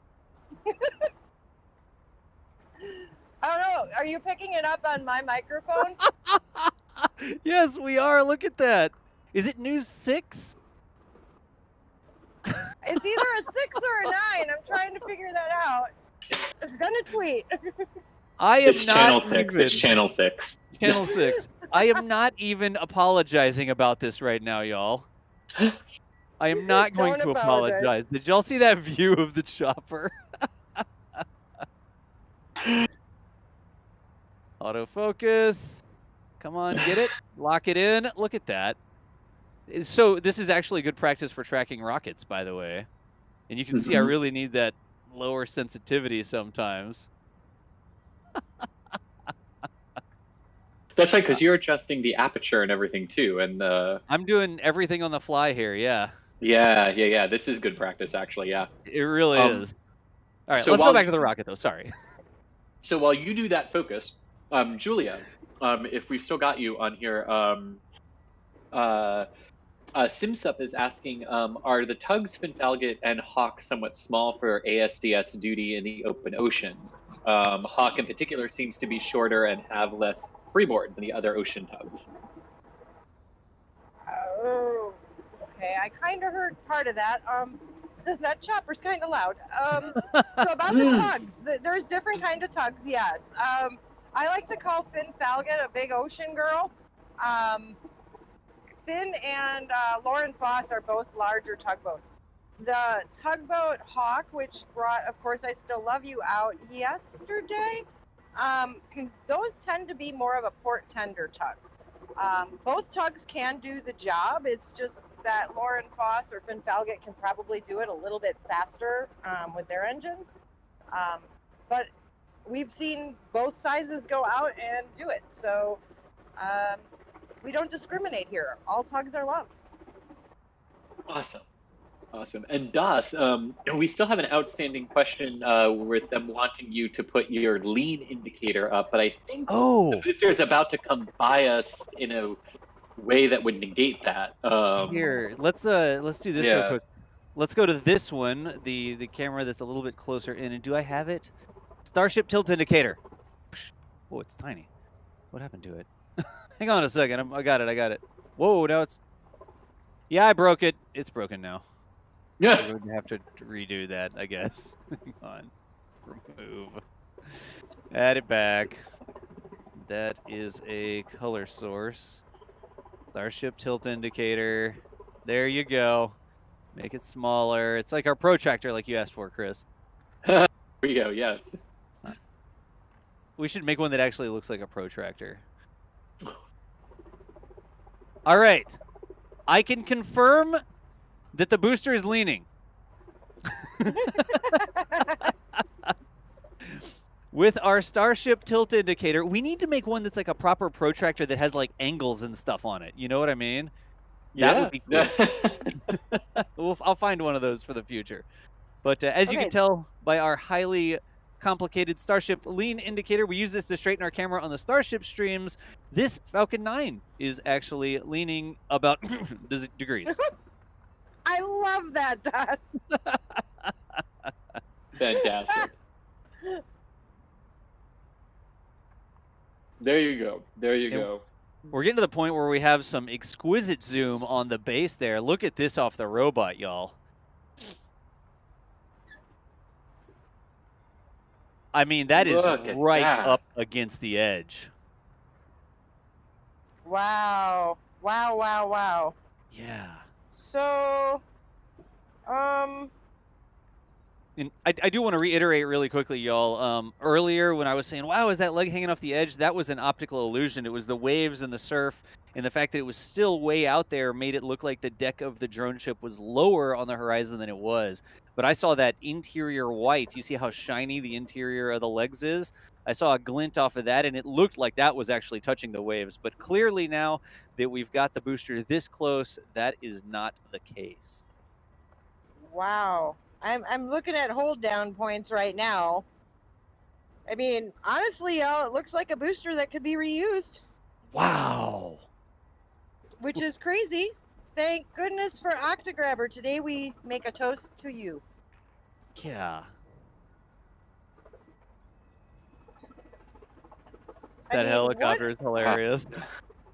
what if? I mean, y'all, what if, like, seriously, that whole thing would have toppled off, Octograbber and all, Oh yeah, attached it to would have the been drone gone. ship by an umbilical? That would have been horrifying, and I'm so glad that did not happen. Y'all, we see a booster. It may be tilting, but it is back in port, and that is incredible. Yeah. It'll be interesting to see if they can fold these legs up or not. I'm sure some photographers like Steve will get just how far those crush cores were used, but it looks like almost all the way spent on 2 of them. Yeah, I'm watching Steven's feed to see what he's getting. Yeah. To be able to post that. I You ended can up see it staying coming up by the here. pier Yeah. now. There at the end of Jetty Park. So Oh, we do should we have it see on Steve? Fleet Cam shortly. Do you guys see Steve out on Jetty? I haven't seen him on the beach. Is he out near the end there? He's in the jetty. Yeah. Aha. I've got eyes on That Steve here on the beach right next to the jetty. Oh, gotcha. That is the craziest thing to see coming past Jetty. Wow. And y'all can't tell, we actually have more modems on the primary camera. This camera is running a higher complement of modems than the robotic camera. So we need to have 2 complete sets of modems out there if we want to run both of these at full quality. The robotic camera is lower quality right now than the primary camera. Nice. but that will change. I mean, so Chris, I mean, the robotic Yeah. control with the Xbox controller has been working fantastically. Like, I would be confident Yeah. doing a full live stream with the robot as a primary camera with this. I mean, Good. putting it on the Solo made all the difference. That's what we needed to test. Good. Yeah. We have that. I have a dedicated connection, and I'm watching the real-time operator preview, and I send all the command and control over the primary brain unit that's in that the little enclosure, that cradle point. And then the video signal comes out and goes into a live view solo, and we use a separate dedicated set of internet connections and a separate set of encoding on the solo to actually send the video feed out. But I mean, it's working fantastically. Just God, the ability to program the presets and change it on the fly without asking the field people and fix focus and all that sort of stuff based on what we have. It's really working well. So. Y'all, I'm going to say thanks to Chris real quick because Chris says yes to my crazy ideas sometimes. So everybody in chat needs to say thank you to Chris Gebhardt, who believes in our completely wacky ideas. Look at this on the robot. Look at Oh, that. I caught it before it focused. Sorry, that was my bad.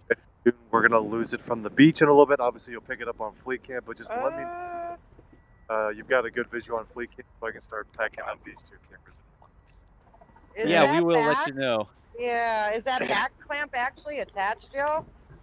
It might not be. Yeah. I don't think it is. Oh man, maybe they're on 3 of 4 clamps.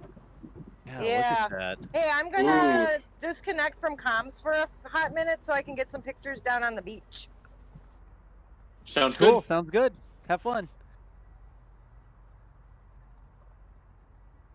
All right, so this is Booster 1061 coming on back into Port Canaveral after successfully launching the Crew 1 mission. Chris. Yeah, Das. Look at this. Is the back leg not even on the deck? Or is that just... Holy moly! I don't think the back leg is on the Back leg's deck. not on the deck.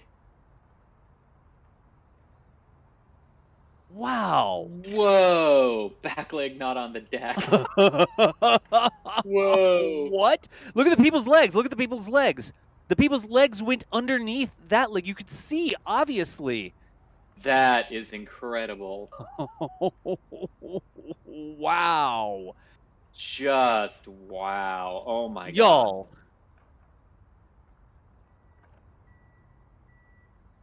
That's Okay, incredible.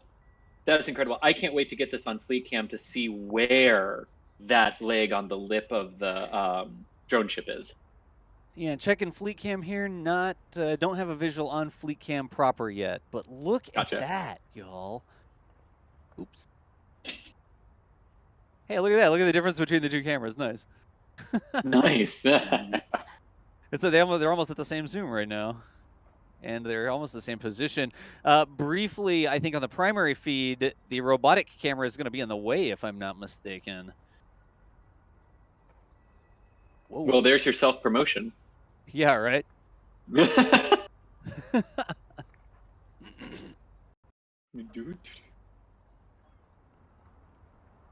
is that one? Yeah, there we go. And I'm continuing to watch Fleet Cam as well. Unbelievable. This is cool. Hopefully we've got some tweets. I haven't, with all the stuff I'm controlling over here, I haven't been doing tweets or clips or anything like that. So hopefully we've got some. Oh, Chris, yeah, we're tweeting. Don't worry. Yes, that is fantastic. I mean, you know, normally, like if I was just doing the stream myself, what? The Blue Origin pad's in the background. It is. Yeah, about a quarter of the way to the right of the screen. Yeah, from the right of the screen. Yeah. Yeah, I got it. Let's see here. Here you go. This Blue Origin pad? Oh, I'm still zooming in. I got to remember there's latency there. That Blue Origin pad, right? That's it. Yeah, that's the there you go. Oh, wow. If you look to the right of that, Dawes, to the right of the tree line, you can see the pad where the Orion ascent abort took place. Let's see, to the right of the tree line. So all the way toward the end of the jetty, yeah. This is one of my biggest bits of feedbacks for the folks at PTZ is I need a way on the Xbox controller to change sensitivity. So on the gamepad, I need to be able to hit a button to move quickly or move slowly, you know? Gotcha. Wow, that wind is crazy out there. But there's that other pad you were looking at. And SimSup, thanks so much for upgrading your membership to Red Team. Very much appreciated. That continued support. Oh yeah, there it is. There it is. Yeah, that's the basically the Minotaur pad, the Northrop pad, where all the solid vehicles would go from. Yeah. Huh. Nice. Where's my Fleet Cam window? So many windows. And we don't quite have it on that. I'll see if I can't get it on the robot one more time here.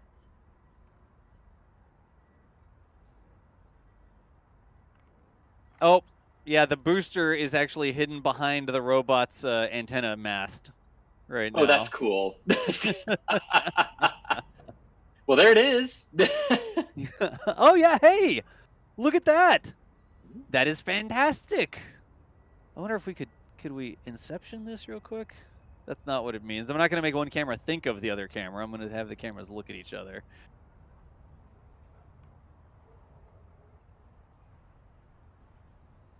There you go. How about that? Folks, I am controlling that camera with the Xbox controller remotely. There's Thomas in the frame real quick. Hey, Thomas, how's it going? That is fantastic right there. Look at that.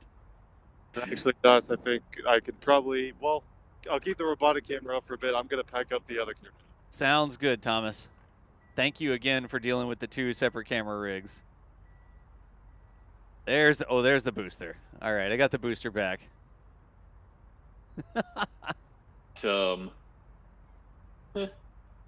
And now we'll switch to the other camera setup. No, that's exactly what we're doing, Chris.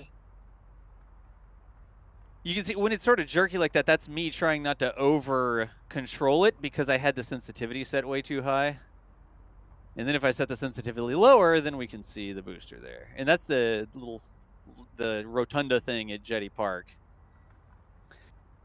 But, oh no, we have a coverage gap. Chris, we can't have coverage gaps. We're going to need more cameras. What do you mean we have a coverage gap? We have a coverage gap. We're gonna run into a spot where we can't see the booster anymore off fleet cam, or where we've got the robotic camera deployed right now.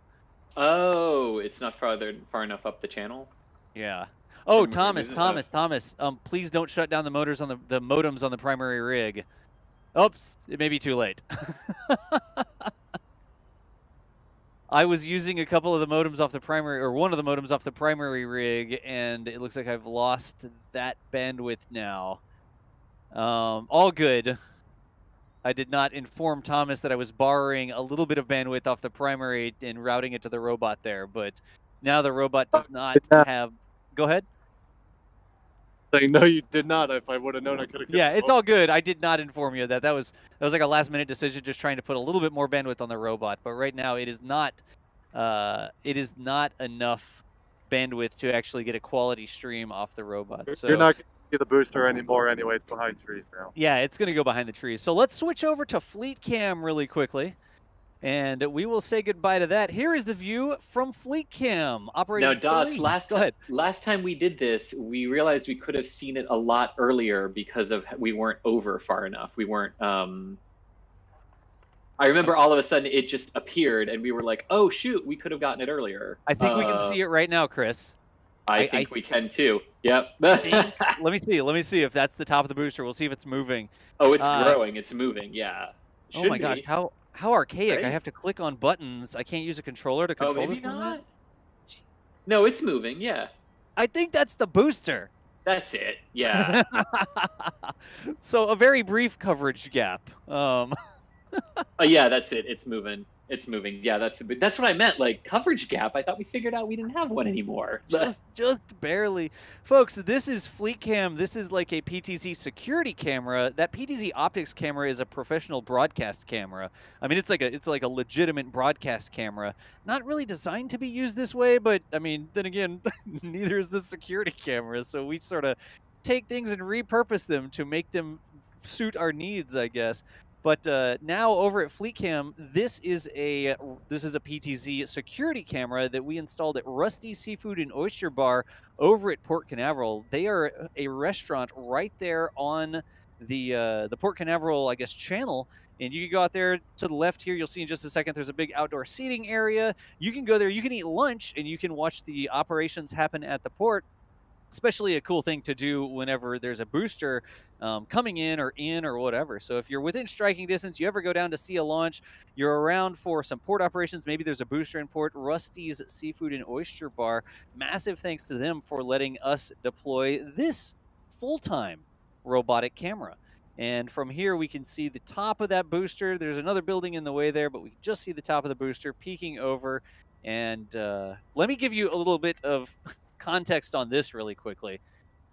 And Tom is just confirming you are clear to shut down the robot. We are clear from the robot now. Copy.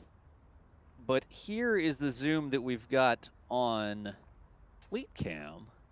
Back this all the way out. You can actually see the side of Rusty's there, and there's the deck and stuff like that. But that is what we're looking at, and this is a 25 optical zoom camera. I mean, that's how these cameras talk. It's like, oh, you know, how long is the lens? How many millimeters? Well, whatever, it's 25x. They don't sell them that way. But that is what we can see from the second story of Rusty Seafood and Oyster Bar over there at the Cape. Starting to get some grid fins, it looks like. And focusing on the building instead of the rocket. Can I fix that? I think I can fix that. Stand by. Is that the focus button? Yes, but I don't think I'm making it better. I think I'm making it worse.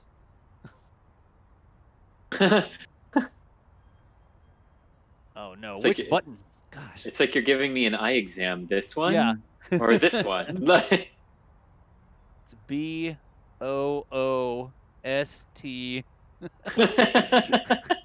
It's booster. The third line is booster. And then is the test, if you have perfect eyesight, can you see the booster number? Yeah, there you go, right?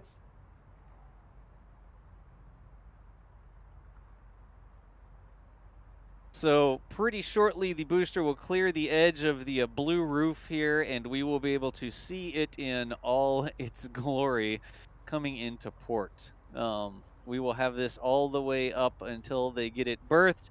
They'll have all sorts of operations. Pretty windy, so not sure what they'll do with operations today, but I imagine I wonder if they are going to try to work very quickly to secure this because of the precarious situation that it's in right now, you know? Wow. Yeah, I'm just looking at more pictures that they've gotten from the air. I mean, it is, ooh, it's, yeah, I mean, that leg is definitely off the deck, which we confirmed earlier. Wow. And man, that one, it might be on the lip of the drone ship, but it might not. It might not. This is going to be fascinating when it comes around here, because that leg might, that leg is interesting. Chris, I'm gonna say if it's not currently touching the edge, it definitely was touching the edge at some point. If that thing was dancing all over the deck, I bet you the only reason that that booster is there is because it like bounced off the bumper on the edge because it's so close. God, I walked almost all the way across the deck. That, or like I said, when it emerges here, I can't wait for Yeah. the zoom in that we'll be able to get, because that's going to answer quite a bit of the outstanding questions that we have Absolutely. for it. But like Julia said, and I want to reiterate it too. I know we've said it multiple times on the stream so far, but whoa, boy, did Octograbber earn its keep. I Yeah. mean, whew. Yeah. This is like where it's just like painstakingly slow, like I know, coming, right? Yeah, coming yeah, around you've the heard building, right? It's like yeah, up here. it's like the DoorDash driver trying to find your like hidden driveway. A little bit too much there. There we go. Turn the sensitivity on this one down too.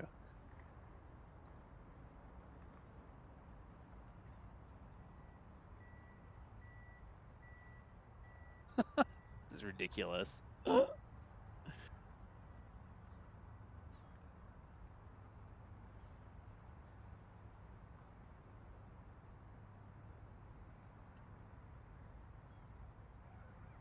Really cool.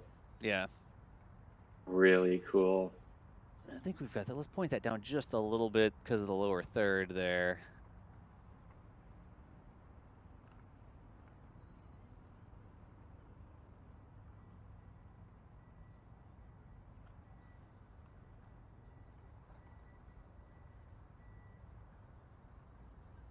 Come on.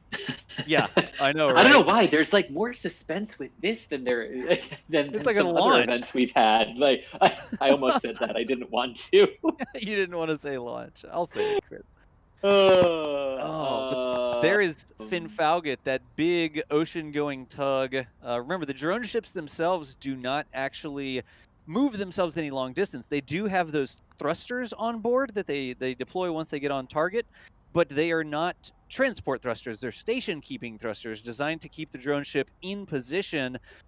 They are not supposed to take it long ranges. Whenever they want to move the drone ship from the LZ back to port or vice versa, they get a big tug, and Finn Falgout there in the front, that's one of those big tugs that actually is designed to move things long distances like that. Then we've got the smaller tugs like Christine S that you see, Eagle coming in, Elizabeth. Those smaller tugs are like port tugs. They're not designed for long range trips like this. They are designed to marshal the big ships around the port once they sort of approach the entrance and then get all the way over to the berthing spots. So massive. One reason we're able to do this is because Finn Falgout is out there doing all the grunt work, towing those drone ships to and from the LZs. A lot of people don't think about it. They just like, oh yeah, the ASDS, they do everything. Well, the ASDS couldn't get there unless Finn Falgout and its party crew made it happen. I got a couple super chats here really quickly. The Renaissance. Oh wow, a lot came in. Wow, I just like looked at that. Like minute ago. Absolutely. So, Renaissance, thanks for the 6 Canadian, saying, what are the reasons the crew cannot secure the booster at night? Oh, yeah, Julia would have a much more complete answer for this, but if I'm remembering her correctly from a previous stream, it has to do with the safety concerns at night, right? Specifically the lighting conditions and situational awareness on the ocean, and also, and those elements. So that's why they don't tend to do work at night, which isn't uncommon. For those of you playing NSF Live Bingo, I'm about to give you one of your squares. It was the same way for recovering the solid rocket boosters in the shuttle era. If they splashed down at night, they would station keep with them and keep a lock on their transmitters so they knew where they were when they were floating. And there's one ship for each of them, and then they would just wait till first light to go out and actually start the recovery process for them. Gotcha. So not uncommon. And bingo square for any of you playing at home. Which, by the way, I know I said this on another stream. I love the fact that y'all created a bingo card based on what we said. It was slightly terrifying. All right, Chris, I'm going to frame this correctly here. And when it gets right in the middle of the little shepherd's crook thing and then the blue building, that would be a good time to take a screenshot there. Gotcha. It's almost there. But again, y'all, you can see I put the Rusty's logo up on the screen. That's Rusty's Seafood and Oyster Bar. This camera, we are able to make this happen because it is a partnership with the restaurant. They gave us permission and a place to put the camera. We set up the internet and actually got the camera installed. We operate it and everything, and they just feed us snacks whenever we're there and give us a nice solid piece of building to mount the camera to. So massive thanks to Rusty's, the official partner of NASA Spaceflight Fleet Camera. Do they have a slogan? I don't know if they have a slogan or not. Like, Rusty's. I don't know, yeah. It's a good question. It's good. Next time we're there, we'll find out. Yeah, it's good. Look, I don't know, okay? I'm a live stream person, not a slogan writer. Fantastic. So another great question coming through here from Katra again, asking, are they going to have trouble putting the cap on since it's at an odd angle? Have we ever seen them put a cap on a booster that's leaning like this? I mean, certainly it's something they've thought of. Well, yeah, they got the Tycon booster, which was leaning back and off the drone ship. Yeah. So that'll be interesting. I'm wondering, I mean, it's super windy there today. Is it going to be something where they can actually do any processing on it, or are they going to have to wait till there's less wind? It seems like, oh yeah, it's super windy. That's not the best time to leave the booster sitting in this sort of, I don't even want to say unstable position, because I don't think that they would have people on board, and I do not think that they would have brought it into port if they weren't sure that this booster was currently under control. Does that make sense? Yes, I mean, so it's safe and it's under control in that regard. What the wind limits are for those moving activities in port, I think, is the different question. Right. But wouldn't I would say that's not a factor of the fact that well, that was a good sentence in English. That's okay. That's not a factor to the reality that it's leaning, more so as it's a reality of when you disconnect it and pick it up, you now have a giant weight that the wind is flinging around in whatever direction, and that's what you don't want to have happen, right?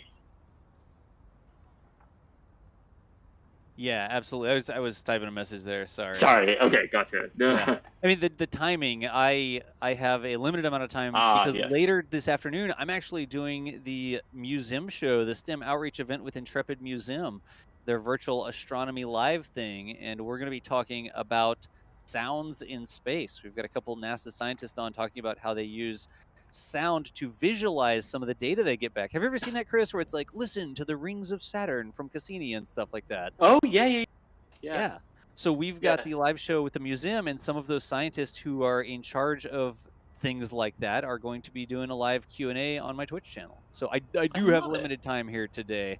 But I think that they will get this thing birthed over there, and then we will turn it over to Fleet Cam Control proper, and I will be clear to work on the museum shindig. Yes, indeed, that we will continue, and that's a good point of reminding people that not just this stream, which will I'm assuming what you're saying there is we'll just leave it on a static fleet cam shot that one of us will look at. Yep, absolutely. Or yeah, and this is a good point too to remind people though that we do actually have a 24 that this camera that you're looking at right now. It also has its own 24-hour channel. So we leave this on aimed at port, capturing, what's happening in and around Port Canaveral. So even when we end our commentary, we'll keep this camera aimed at the booster, and you all will be free to just peek on in whatever time of day you want as the operations continue to unfold as they get it back on dock and start the process of getting it off the barge. Yep, and I just linked that up in chat there. I'm K Space Academy, and that link I put in is a link to that Fleet Cam 24/7 stream. We've been running that for 30 days now, Chris. Yeah, it's Kind of pretty stable. it's doing well, right? It's been okay. Yeah, it's been okay. I still have it listed as alpha because I don't feel as bad when it goes down in the middle of the night and I'm sleeping. Yes. We continue to improve that, though. That does indeed. Yeah. Oh my gosh, it's been exactly 30 days. October 19th, 2020 October is when we 19th. took it live. Yeah. Yep. It's like the That birthday is awesome. of the And of course, 24/7 right stream. now it is showing the booster coming back into port. As designed. That was the idea. That's right? what we wanted. Right. But yeah, this will be up. This will be up for well, it's up constantly. So yeah, feel free to check on in on this anytime you want to see what they're doing, and we'll be pushing this too as they start getting into some of the other recovery efforts of lifting the legs, getting Optigrabber taken down from it. Things that I imagine are going to be very interesting to watch this time round. Yeah. I think we could zoom in on the legs now, but I think for now we're going to stay a little bit wide, and then when it gets close, it is going to be really close here, y'all. Yes, it will. We're going to be able to not only zoom in on it, but we're going to be able to look down a little bit onto the deck. So that's how far away it is right now. And if we zoom in, for now, I'm just going to leave it framed so that the booster is sort of like this. And when it comes up next to us, we will actually... we'll zoom way in, and we'll be able to have a little bit of a downward angle on the deck and see what it is. Yeah. And actually, I want to give a quick shout out here for all of you still, for the 2,000 of you watching us live. Please remember tonight that the Rocket Lab mission return to sender flight number 16 for Electron is launching from New Zealand. The liftoff window opens at 2044 Eastern, which is 144 UTC. This mission, amongst the scientific payloads that are launching tonight, is also raising money for a children's hospital in Los Angeles. And every viewer who watches either on the official Rocket Lab Twitch stream or the official Rocket Lab YouTube stream, for every viewer, there is someone in an organization who will be donating $1 to that hospital. So NASA Spaceflight itself will not be broadcasting or rebroadcasting with our own coverage. Instead, we kindly ask that everyone watch the Rocket Lab stream to support this really good this really good thing that they're doing for one of the children's hospitals near Los Angeles. Yeah, absolutely, and what a great cause as well. A cool mission with the gnome returning to sender, and a great cause. And that Noam is Chomsky. something. Yes. Yeah, Noam Chomsky. Nice. Yes, indeed. But it's a cool mission overall. We'll have our launch preview article up shortly here within the next couple of hours that'll detail the scientific payloads that are on board. One of them being a pretty cool experiment to test the ability of tethers to deorbit pieces of things in space much more quickly than they would otherwise naturally decay. So we'll have all of that up as well. But just wanted to note that really special thing that they're doing tonight.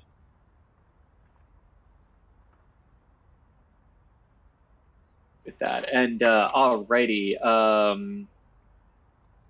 All right, and Ron Smith here with the 10 pounds. How's the view of 36, which we showed a little earlier from the robots on the ground? But he's asking specifically, Das, how does Slick 36, the Blue Origin pad, look on Fleet Cam? So we can see it. There's a little bit of scrub brush out in that direction, but we can see it in the background. It's one of the ones that we do have a line of sight to. Do we have a pre-program where we could zip to it real quick?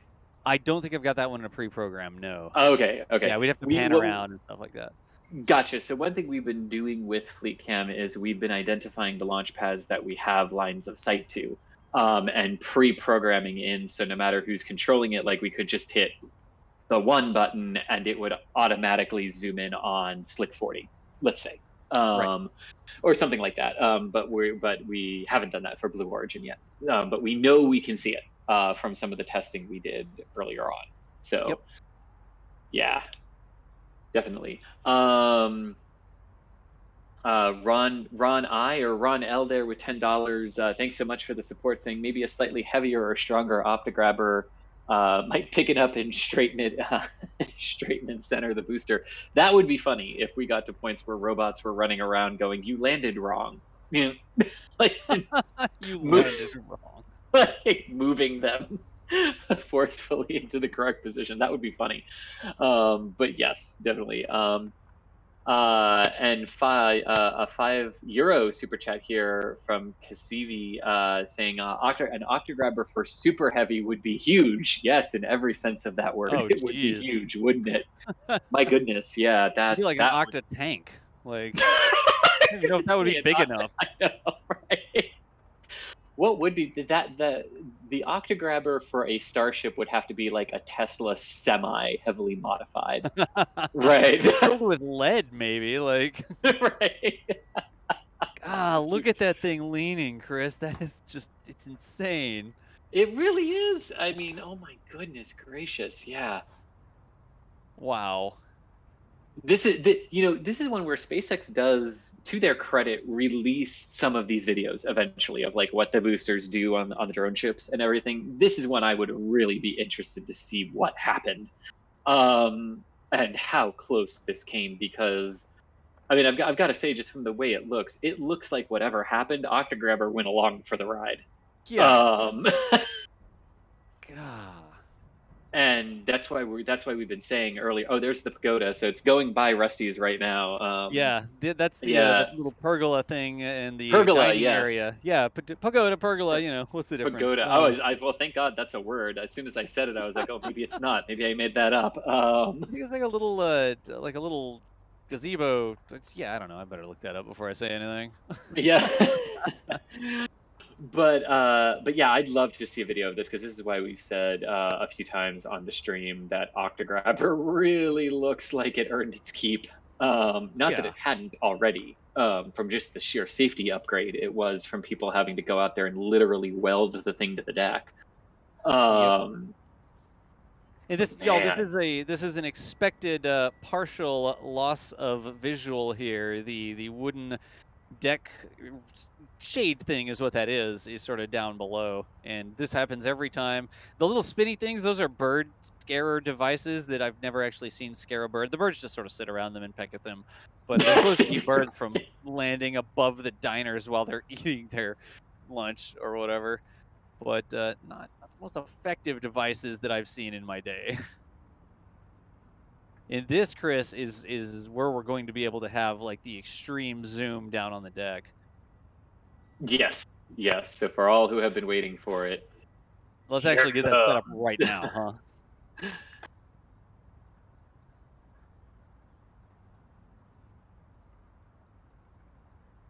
Dun dun dun dun. It may be too much zoom. I don't know if. Okay, wait a minute. Dun dun dun dun dun dun. I think that's too much. Yeah. Can I track it? Let's see. Ooh. Oh, zoom down, zoom down. Is it on the deck? Is it on the lip?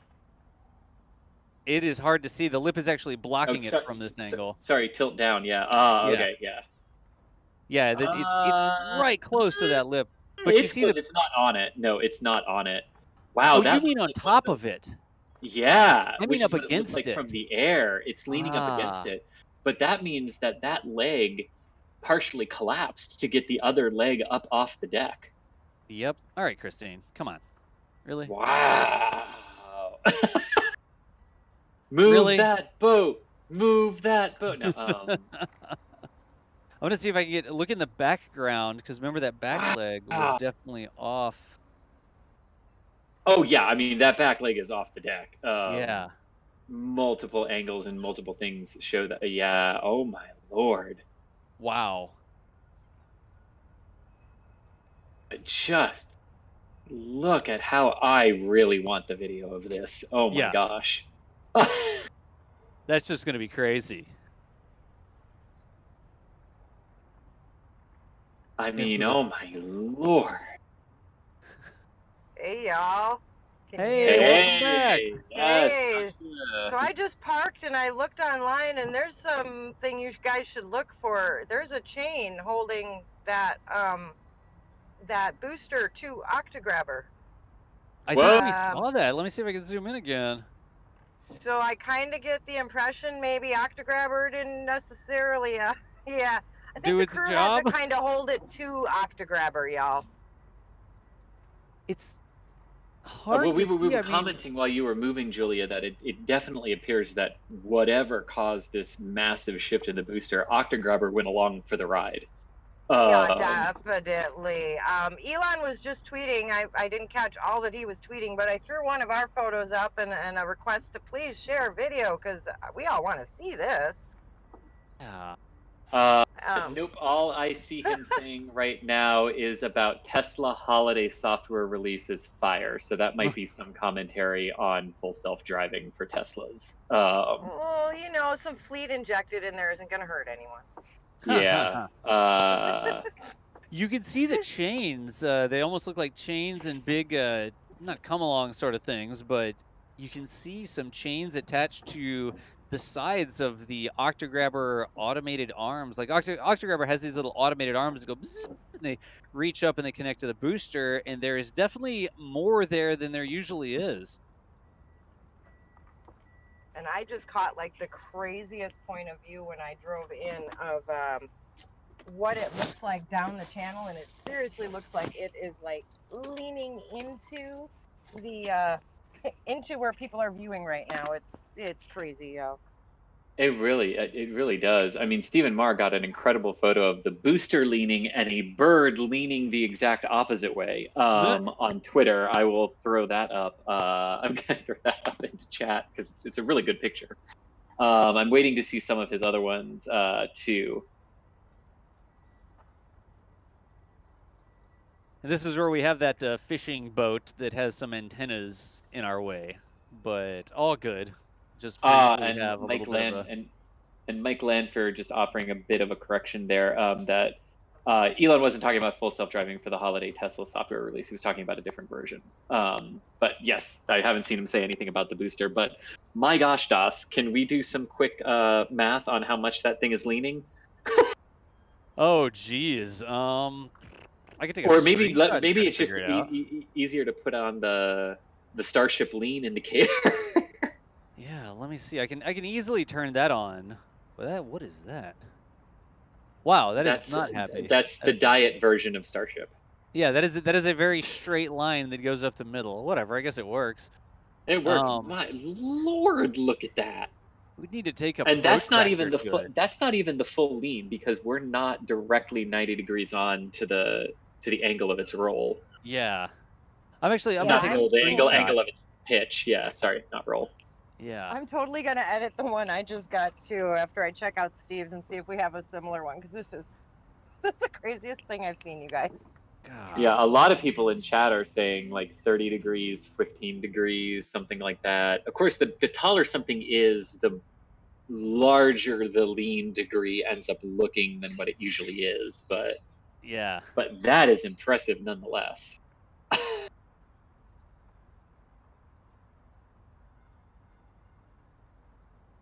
I'm working on it, Chris. I'm working on it here. Sorry. Yeah. You're good. You're good.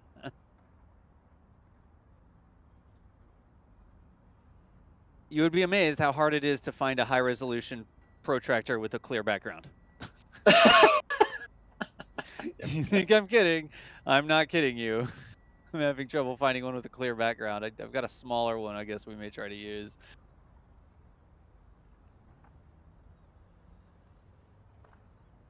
All right, let's see what we can do here. Y'all just bear with me. This is going to be a little messy for a second. I'm not going to try to spend a lot of time doing this perfectly. Ladies and gentlemen, DOS is about to draw. I bet if we tweeted that out, we'd see a spike. Nice. Where did my protractor go? Okay, center. Okay, this. Save image. I'm working on it, y'all. I'm working on it. What are you? Aha! A protractor. Excellent. But does the protractor have a clear background? It did, but is it going to come into OBS as a clear background? Let's find out.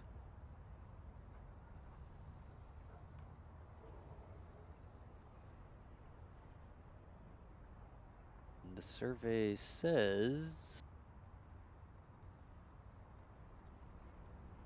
Aha! Chris, check it out. Got it. Nice. Look, I got an actual protractor on the screen right now. Okay, bear with me. Okay, that's amazing. Stand by. All right. Oh, wow, how do you do that? I guess you put it at one side like that. And then get that right against, because it's moving, so I have to keep moving the protractor. Right against, and you also got to align the bottom part of it. Yeah, I got it straight down the right-hand side. Yeah. What do you think that is? 5 degrees? So 5-6 degrees, yeah, is what it looks like. Maybe 7, 8, yeah. If you go from the dead center, it's probably 5 or 6, yeah. Yeah, I think it's right around 5. Yeah. You gotta, y'all, I'm aligning it with the right-hand part of the booster, like the right-hand edge of the booster, so you have to look at the top at the right-hand edge of the booster. So you don't look at the left-hand edge of the booster where it's on 80, you need to look at the right hand where it's on 85. So that is about a 5-degree lean. Did somebody get a screenshot of this? I did. It's going you. out soon. Hang on. Yes. With the caption, "This is happening." Now, should I measure the lean? # measure the lean. Welcome to NASA Spaceflight live streams, y'all. This is what we do. And that's sent. So now we're gonna find out how horribly wrong we did on measuring that. I mean, I think we're pretty good, actually. No, I think we did too. Yeah. It is important because if it was leaning directly towards or away from us, then it would look like it wasn't leaning. It would look 90 degrees because from that perspective, on that point of view, it might not have been lean. We need it to be leaning 90 degrees away from the angle that we're looking at it to measure the true lean, like the absolute lean or whatever, right? And we're pretty close to that right now, from what we've seen. So, yeah. Yeah. So yeah, I mean, just aligning it right there, it's about 5 degrees. Yeah, I think so. Yeah. Yeah, 4 or 5. Yep. Yeah, 4 or 5. Yep. We'll save this for Starship. I will save the protractor for Starship. Okay. This will be our new and improved Starship tilt indicator. How's that sound? I like that. And unsurprisingly, people on social media have liked that as well. I gotta go find that. I'm not telestrating right now. I know I'm not telestrating, but I will always have some cool on-screen graphics. How's that sound? Hey, Dustin, Chris, this is Thomas. Have you got me back now? Hey, Thomas, we got you back. All right, we've relocated where all the gear is packed up, but we've got a nice up-close view of Falcon 9, and wow, it is leaning. Yeah, it is. Wow. All right. I just dropped a tweet that says measure the lean, so go check that one out. Measure the lean? Nice. Measure the lean. See, it's trending. We're going to get this. It's trending. We got this. You guys got to see that picture, though. It's crazy. I could not drop it into Control Center. It was too high of a file, but... Oh, nice. This is crazy. Oh, my God, Julia, yeah. I've got the... Yeah. I literally had to pull over to get that shot because I was like, oh, look at that. But actually, that's one of the better ones, dead on. Yeah. Yeah, they Head were on they to the were side of turning that. the Wow. yeah, they were turning the drone ship just as I like stopped. I'm like, whoa, stats. It actually Yeah. looks like spinning the drone ship right now to go in the other way. Do you guys see that? They are turning it around, yeah. So Maybe that's because remember how they would hide the worm logo? They don't always turn it around. Well, hey, here's one of those 50-50 times they're actually going to turn it. I wonder if they turn it based on what side of center line the booster has landed on for the crane. Oh, hey, you might be onto something there. Get it as close to possible to the dock for lifting purposes. Or securing, yeah. Or securing. I mean, well, whichever has to come first. Yeah. I think we'll see that crane moving sooner than later today. It looks like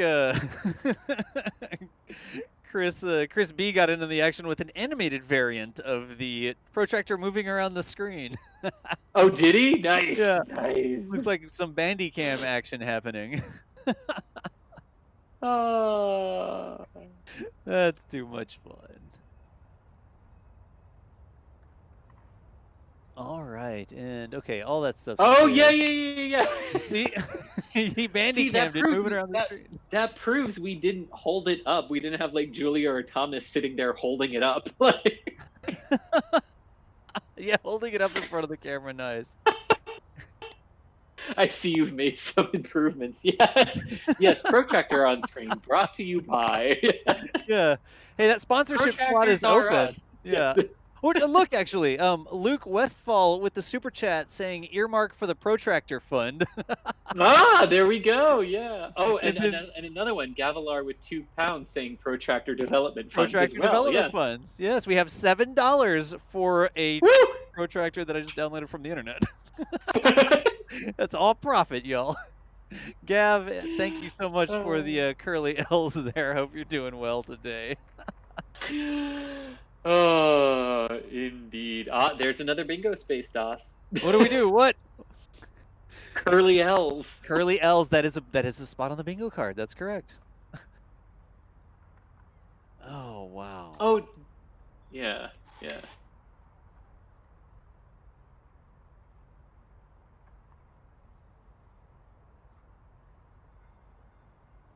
So now the tugs are going to be berthing the drone ship over to the docks.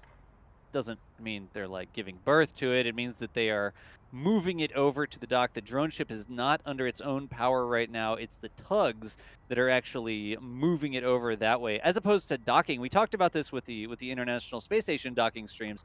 If something is docking, like when Crew 1 Dragon that this booster launched docked with the space station, it was under its own power. It was controlling itself. It was flying itself up to the docking port and actually docking. It was in charge of its movement. Here, the drone ship is not docking because the drone ship is not in charge of its own movement. It is being berthed to the dock. Man, why'd they do that? That was so confusing. It is being berthed right now, just like some of the other visiting vehicles that take cargo up to the ISS. When you have a Cygnus that goes up to the ISS, it does not control itself. It does not fly itself up to the docking port. It gets sort of close to the ISS, and then it hangs out nearby, and then the Canadarm will be controlled by an astronaut aboard the space station. They'll reach over, they'll grab the spacecraft, and then the Canadarm will actually plug the Cygnus into the berthing port, I guess you could say there. So a Cygnus or anything that uses Canadarm, or Canadarm actually grabs a hold of it and moves it to the station, that's being berthed because the spacecraft is not under its own power.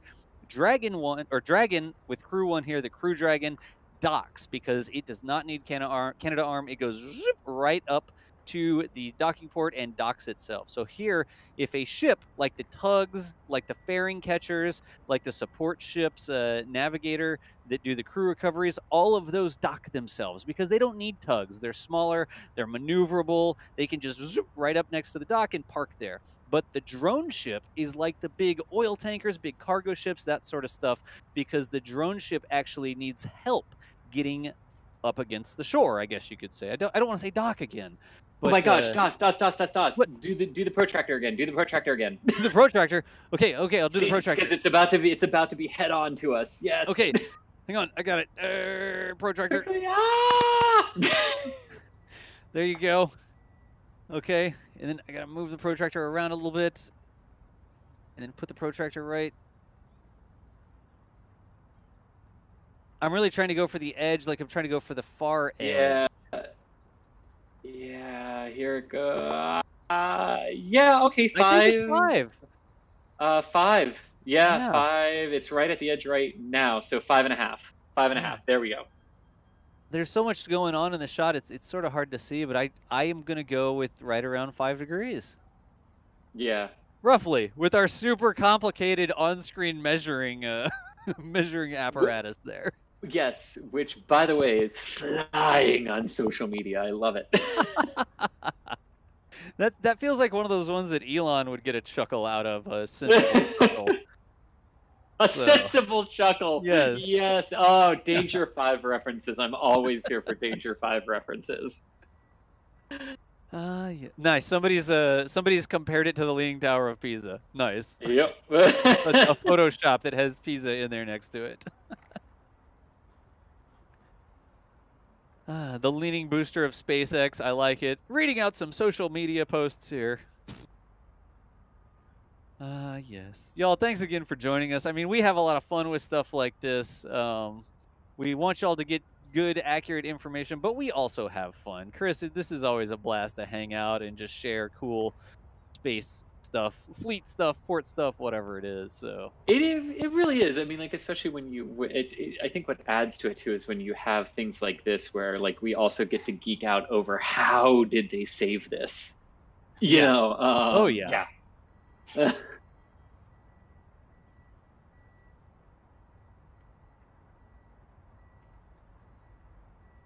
I'm just continuing to sort of follow it on occasion with the fleet cam. Get another super chat that snuck through from Sheev. Unfortunately, we don't have the right people on the stream right now to answer this one. Asking, did anyone put the link to the intro outro music anywhere? I know somebody asked about it once. I'm curious about that as well. Sheev, I don't know the name of that song. Jack knows the name of that song. He's the one that found it and put it in. But I do not know off the top of my head the name to that outro intro music. I don't either. I could whistle it for you, but I don't know the name of it. Yeah. Do do do do do do do do do do. Wow, boy, we don't need any more of those. No. Yeah, right. Do do do do do do do. There you go. Wait, what? Hey, Jim, please. There's a super chat as well. I gotta read this one out because it says more camera gear for DOS. You saw it, Chris, right there. It says on the screen, more camera gear for DOS. Where does it say that? Lower left, more camera gear for DOS. Like literally, that $5. Take out YouTube's cut. Hey, Jim, thank you so much for the support.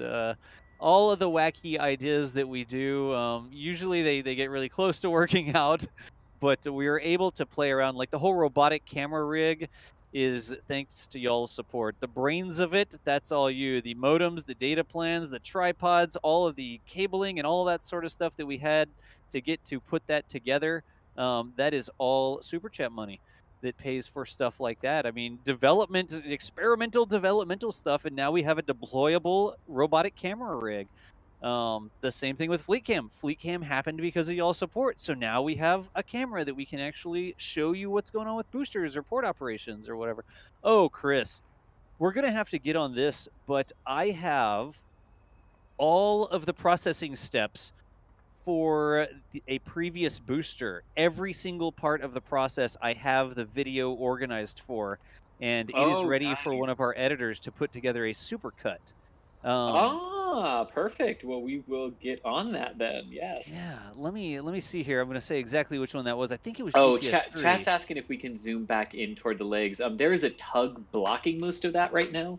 Yeah. But yes, as soon as that tug's out of the way, we will zoom back in to the booster. Yes. I mean, I can get you a little bit more, but you can see the tug that's blocking right there. See that? What tug is that? Well, we can zoom in closer and find out, can't we? What is that? That is the weirdest looking tug. I don't think that's... It's the little tug that could. It's just like a little 3-story flat... I have no clue what tug that is. Its name gotta is be right on there, marine right? traffic. That's Catherine. Does that say Catherine on it? Maybe it is. Enhance.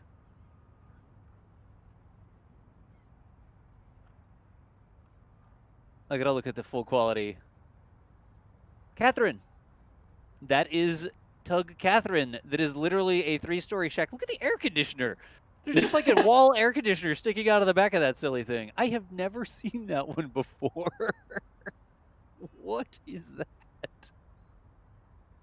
It's like somebody just took a hull and then put a shanty on top of it.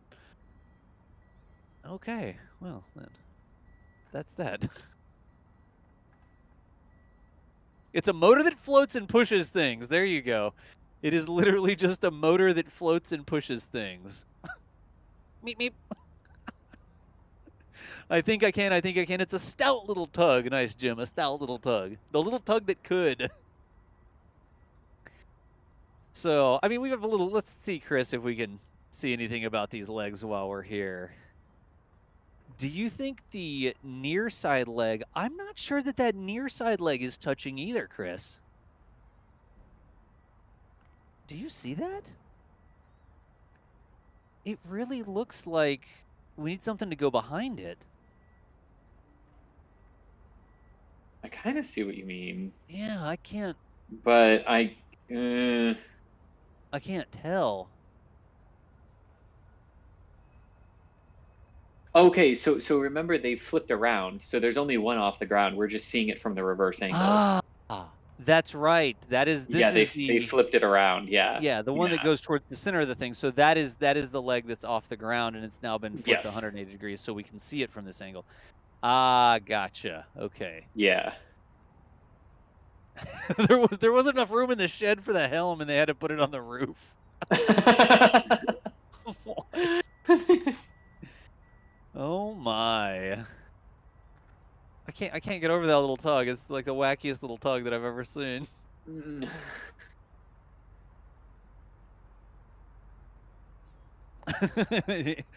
Yes. Yeah, I'm not seeing anything that I would say is a crack on the body of the rocket. You probably get a lot of runoff and stuff like that there, David. I don't think that is any sort of structural damage that's apparently visible from, 1,000 feet away with a security camera.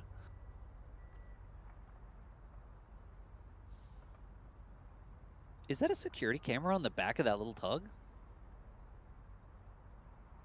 Yeah. It is. It's like their totally backup is, yeah. camera, Chris. It is. It's their backup camera. Catherine has a little backup camera. I wonder. Certainly, that just goes up to a monitor inside the helm. This is just the one little hut on the top, I guess. That's crazy looking. The bottom story of the tug is all engine. Nice. Oh, and Tyler is saying that it's a harbor tug, and the Air Force has even smaller ones that Julia's noted before on the stream. Really? Apparently, yeah. Never noticed that thing going around. Julia, are you still there? Guess not. Huh. Yeah. Hold on. I'm here. Oh, hello. She says, hold on. Hello. I was trying to take pictures and the phone was in my pocket. So, yeah, you know what that one is? That one is one that sometimes takes out, SLS boosters that come through on Pegasus. That would be a river barge. Oh, it goes and meets Pegasus here, and then is the one that guides it up the river and through the locks. Yeah. Oh, that makes sense because there are locks at the other end of Port Canaveral. Yeah, so you would need the smaller boats to get through them. Yeah, that makes sense. Yeah, although I've honestly never seen them with a drone ship. That's different. Yeah. Indeed. Well, maybe Yeah. maybe the others are on holiday. Something like that. I don't know. That was Wow. picture worthy though. So yeah. Boy, from this angle, it almost doesn't look like it's leaning because all of the lean is going toward the crane. Yeah, it's like leaning straight away from you. Yeah. Are y'all It's like over I'm looking at a different booster now. Are y'all over at the little Uh, grassy area to the left of Rusty's? I am. I can see our camera, and I'm next to a couple little flowered bushes. You want to you want to wave at the camera real quick?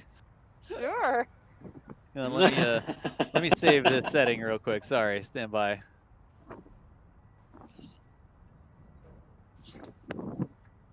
There we go. And then, did I save that in last time? I thought I saved it in, but maybe I didn't.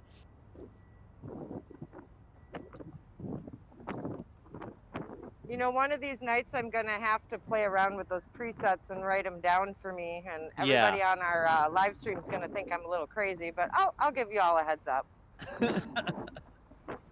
That way, then if I wake up and all of a sudden there's a booster coming into port and I get to do it from home in my PJs from my phone, I can use presets. All right, Julia, we're looking your way. Oh, there, you're waving. All right, cool. I got Thomas next to me. You got Thomas there too, huh? Yeah, there's Thomas and Julia. Hi. It's obvious when the camera turns towards you because you can see the black face of the camera turn your way, right? Yeah, I can see that. Yep. All right, Thomas Berghardt and Julia Bergeron out there on the scene, y'all. Let's hop back over. Let's see if I save this correctly. Previous, go to. Whoa. Yep, there we go. All right, so back to the booster. Good times. And I think Chat this says is hi, where by the people way, were y'all. wanting us. Yeah, and I think this is where people were really wanting us to zoom on back into those legs and everything again. All right, let's see if we can see what we can see there. And see, Chris, this is why we need another camera there at Rusty, so we can have one that keeps the wide shot for like video editing, and the other one that we can play with all the time.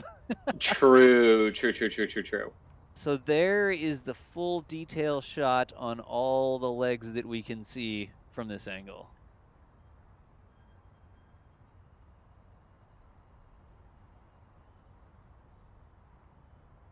This will be good. We'll run through an overview of what just happened here because we have a good question to that effect from Miko. I think that's how Miko, M-I-K-O. My apologies if I mispronounced your first name. Saying I'm a little late to the party, but comparing the drone ship landing position of a few days ago and what we see now, did they have rough seas to shift it over? That's the leading thing that we're going with, is that it was rough seas that did it, because the booster can dance around the deck, but maybe particularly stronger ways they weren't thinking of. Because what also is clear, one leg is not touching the deck.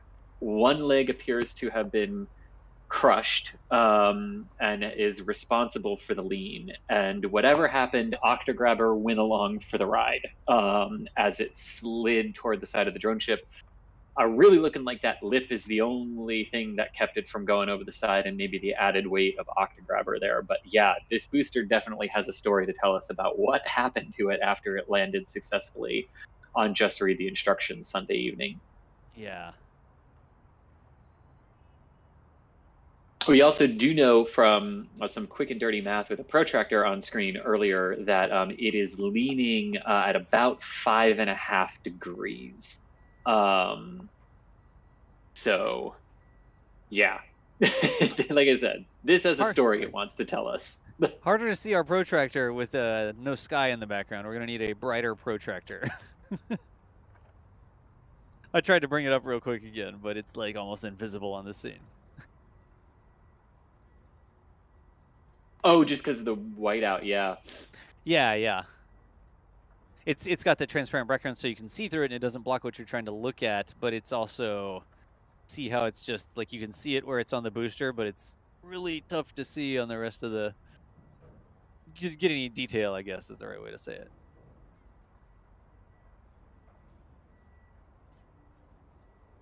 Yeah, we measured SD, we measured it a couple different times, And they actually did a full 180 while they were turning it to take it over to the dock. So the maximum that we were able to see across all the angles that we measured was about 5.5, something like that. Clearly, this is a field expedient way to measure things, though. Yeah, and 5.5 degrees, that's not insignificant either. So yeah, definitely whatever happened, it definitely looks like Octograbber helped. Yeah. You can really see all those chains there on the backside now. Over to the left, you see the right-hand arm of Octograbber, and there's chains on both sides of that right-hand arm. This is all the zoom I got, though. I can't zoom in anymore. I know, 45x.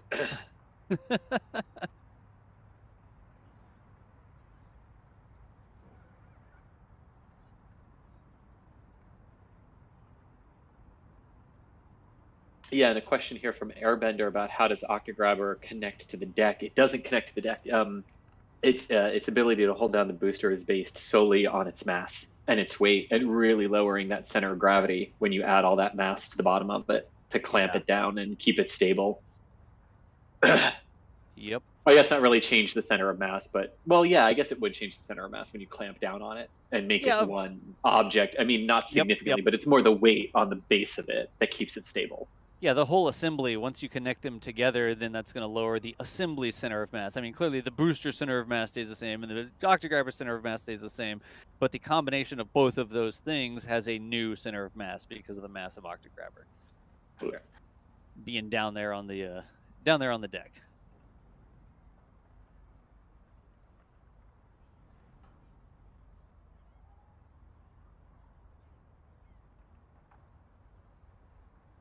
Again, y'all, thank you so much for joining us. We've been streaming this since you could see the booster on the horizon all the way back at the beginning of the live stream, and had Thomas and Julia deployed out there to the beach at Jetty Park to see the first signs of the booster coming back in. And then we actually switched over here to Fleet Cam. They packed up the robotic camera we were working with and the normal live stream rig we use and swapped over the view to Fleet Cam here. Fleet Cam is permanently installed at Rusty's Seafood and Oyster Bar, and I am controlling it remotely whenever I zoom it around or look at different things. This camera will stay live. I mean, this camera has been live for 30 days now, and a couple little hiccups with it. That's why the official Fleet Cam stream still says alpha. But even when we're done with the commentary here, you can continue to watch the SpaceX operations and chat with other space-minded space nerds over on the Fleet Cam channel. So we're going to sort of which we will link up and which we'll definitely link up and promote and tweet back out to make it as easy to find it as possible. Absolutely. So we're able to do all of this because whenever we start it up, y'all keep showing up. So thank y'all so much for hanging out with us, being a part of this. I'll look a little wide here. I want to see if the crane is going anywhere. It does look like the crane has moved. Hey, Thomas here. I just want to add my thanks to everyone who tuned in and all the memberships and the super chats. We really do appreciate it, and we're glad you got to join us for an awesome day. Yeah. Thomas, especially thank you so much for dealing with the 2 rigs. Normally it's enough to just deal with 1 rig, but you were bothering with both the rigs out there. So thank you so much for marshaling both of those things so that we could bring 2 different types of views to people.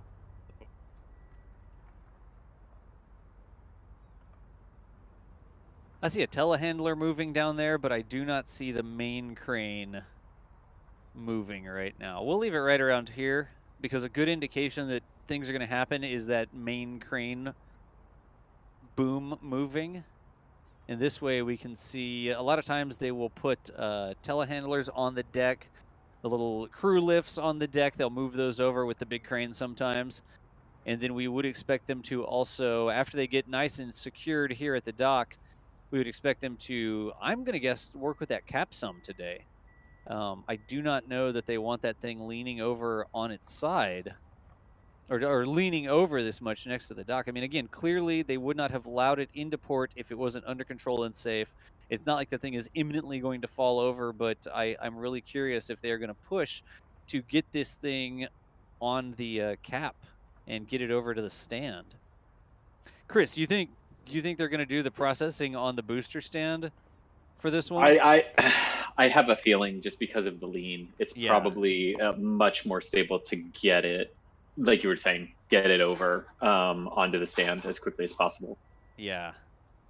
For this one, yeah, I guess we'll just wait to see how quickly everything moves over. But I mean, like that crane is definitely over the area to start picking up like the cherry pickers. Because remember, like the crane picks up the cherry pickers and everything, and starts moving recovery equipment onto the deck.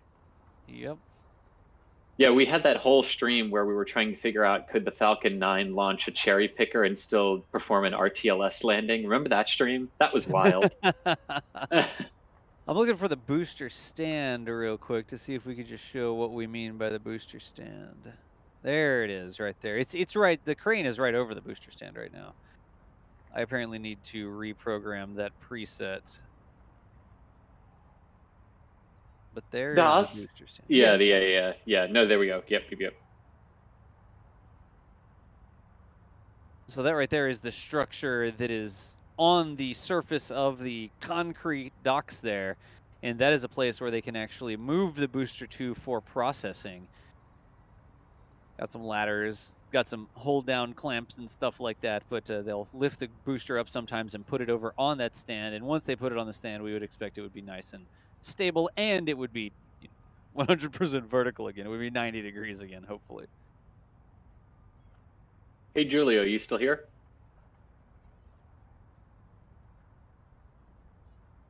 We'll give Hey Julie guys, a second. I'm here. Sorry, I was actually talking to one of our viewers who's wearing swag. No kidding? Oh, nice. Yeah, y'all say hi to Multiplanetary 888, which is Joe, who's not on stream Joe. right now because he's with us. They're saying, hey, Nice. Joe. Hey guys, hey Chris, hey Doss. Hey, how's it going, how's it Joe? going? Hey Jack. He's saying hi to everyone. Good deal. So, That's awesome. Hey you know what? Chris B. Is Chris B there? Chris B is here too. So what was the question? I'm so sorry. Well, not a question just yet. I wanted to see if you were there for us before I asked it. With the condition that the booster's in, this is something I don't quite know the answer to. Can they pick up the booster with the legs deployed like that and install it on the stand, or do they have to get the legs off first, or like how does that work? Well, they could do it like they used to do it, which is put the cap on and then swing it over to the stand. That might be the safest choice, but they're going to have to detach some chains and octograb her first. As long as those legs didn't splay left or right and they're just using their crush core, then the stand can fit it. Okay, that was my question. So it can, or that's what I was driving at more, is that it crush core stuff it can handle, and any other things it wouldn't be able to. Right. So necessarily. if during the skid maybe one of those legs, kind of skewed left or right, which I don't think they did because I think you'd see them pull away from the booster then it would be a hard time to fit it on there. But if I went back through my library, I think it was the Thiacom booster. They did get that on the stand, and that one took a wild ride too. So. Yeah. Okay. Cool.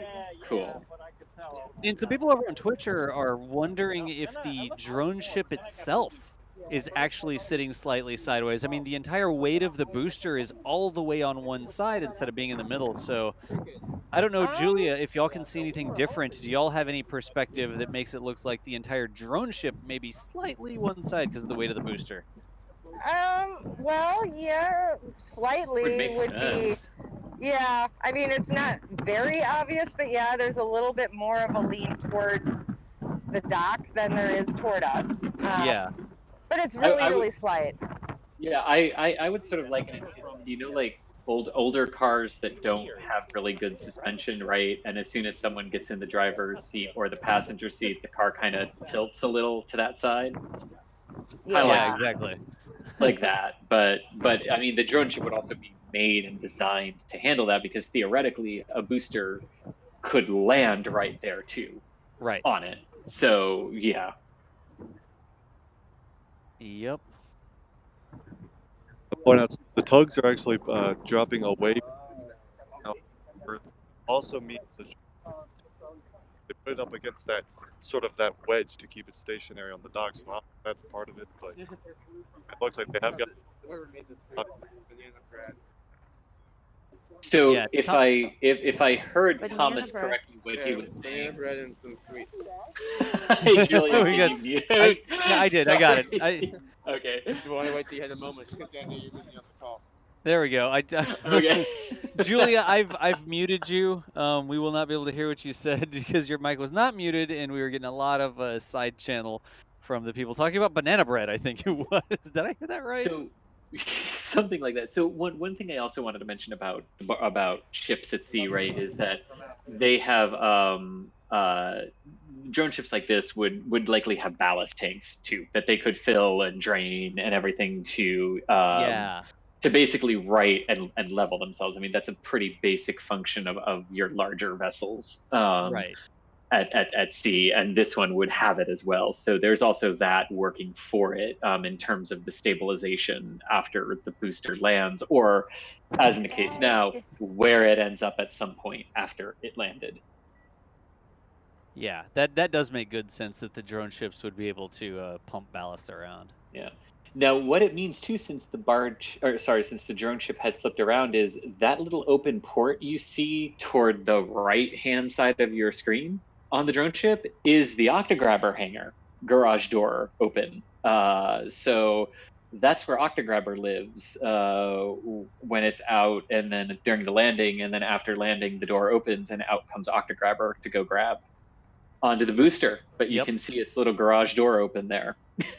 I just love the fact that there are robots that live on these things. Robots that live on the drone ship. Nice. I mean, it's just cool. But yeah, it's just cool. Das, can we zoom in a little bit on that? So no, I'm actually going to leave it wide like this for now because I'm watching for the crane movement. I want to make sure that we see when they start to move that crane because I want to see that cap. Gotcha. So and I've seen that. We were zoomed in earlier and we looked at the legs earlier, and we'll do it again in a bit. But I'm trying to watch for that movement there. Yeah, and hopefully Octograbber's garage door will still be open too on that. But one other thing to mention for this, for those of you watching live, another reason we're going to try to keep it wide for as long as possible, and every once in a while zoom in, is because we're also using this camera and recording to do a time lapse basically, and to do a video about this recovery. So keeping it wide like this works for that, but we will try to balance that every once in a while with a zoom in, because we know the drone ships are cool and we don't always get to see various angles of them. But yes, we'll do it. We will find that balance. Absolutely. Thanks for understanding on that, y'all. There's a lot of stuff going on right now. Yeah. Another question here from Scott. Is that a 4-leaf clover on the blast shield? And yeah, it is. It is the 4-leaf clover on the blast shield there by Octograbber's garage door, between the garage door and the booster, actually just above the leg that is in the air, and not actually touching the ship. But yeah, you can see it there. That one for good luck, which boy, it seems like. Seems like that was needed on this one, right, Das? Yeah, it looks like it did its job. That's for sure. Yeah. And it's interesting. There's not a ton of activity right now. The tugs have left. Finn Falgout is there in the background, but we're not seeing a bunch of people walking around on the deck. No, we are not. Yeah. It does. So we're out here, and I think we're going to sign off, at least myself, in a little bit.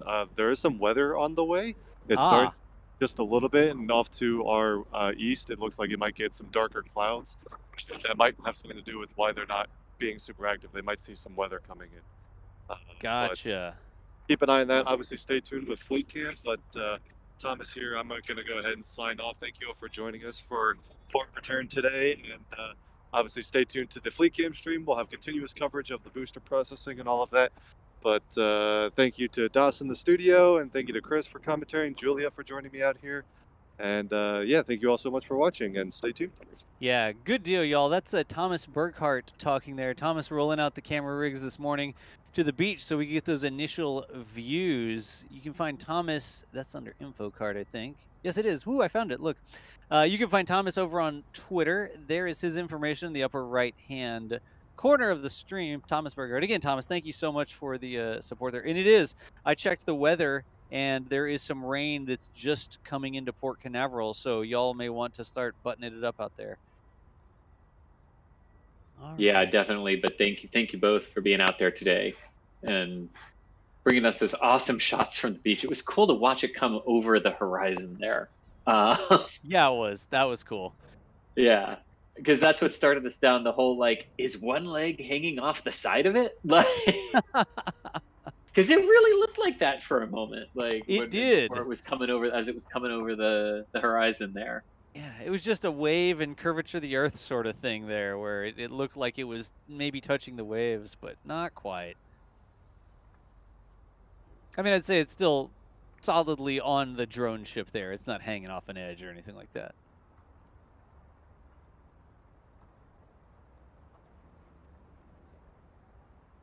Yeah, I really do wonder if they're sort of taking it slow here due to...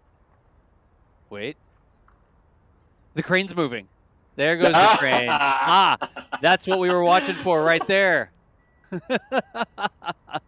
That's what we were watching for, is the movement of that big crane. That's the indication that they're going to start loading gear onto the deck. Usually they'll put a couple of the little crew lifts out there first, but I wonder if they'll go for the booster cap first. That's what we were looking for. That's what we were watching for. I know people are like, oh, DOS is so mean. We just want to zoom in. And that's what we wanted to see, because that's an indication that they are proceeding. But I also hope that everyone got just as happy as I did to hear how excited you got when the crane started to move. Vindication! The crane is moving. Folks, I've watched a couple minutes of activity at Port Canaveral. Oh, and look how quickly the activity on the deck picked up. Oh yeah, yep. Everybody is around there. Yeah. Starting to move some stuff around. So now that we know that they're moving the crane, now we can see what they're doing on the deck. That is the confirmation I wanted to see. Make official plays on the stream saying Florida Crane Watchers. Florida Crane Watchers, nice. It's I mean, a lot of people. I mean, I don't think that's a Zilla crane. People are like, oh, it's Port Zilla. I don't really like the name Port Zilla for it, because I picture the Port or the Zilla cranes as the little control booth at the bottom with the big crawler treads and the long angle that goes from the ground all the way up, almost like Godzilla's back, right?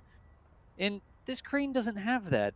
The angle starts way up at the top. I don't know if we have a good name for this crane yet. Somebody said Port Canaveral the other day. I don't know if that one's sticking. If there are any other better names, not Sorry, Zilla. what? I took my headphones off for a second. Oh, I was talking about the naming of the cranes and people saying, oh, it's Port Zilla, and I don't really like Zilla for this one because it doesn't look like a Godzilla crane. You know what I mean? Right. What was the last one? I heard that part. I just didn't hear the joke. Port Canaveral. Oh, Port Canaveral. Oh. I don't know if there's some better. The Port Picker Upper. The Port Picker Upper. Yes. Oh no, the Quicker Booster Picker Upper. The Quicker Booster Picker Upper. Nice. Craney McCrane Face. No, let's not go with Craney McCrane Face. Thank you.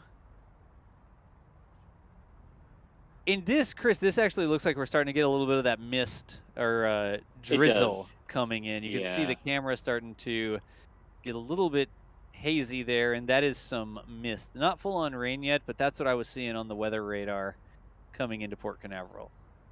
Yeah, which... That's why we have a roof over our camera. Yeah, right? Absolutely. I mean, the camera can stay alive. Hot, cold, rain, shine, the camera is just there. The Port Protractor. Nice. Port Protractor. I guess the crane is pretty straight up and now, right? Oh, perfect. Wow. Let me see if it's a little bit less. I'm going to save this preset as like processing close. Oh, had a hiccup there. Stand by, a couple hiccups. All right, it looks like it's okay. Well, let's see.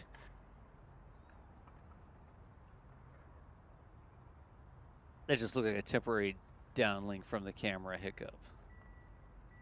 Not a huge deal there. Where was I going with that? Oh, I was going to save the setting. That's what I was going to do. So this is going to be processing close. And we will save this as processing close.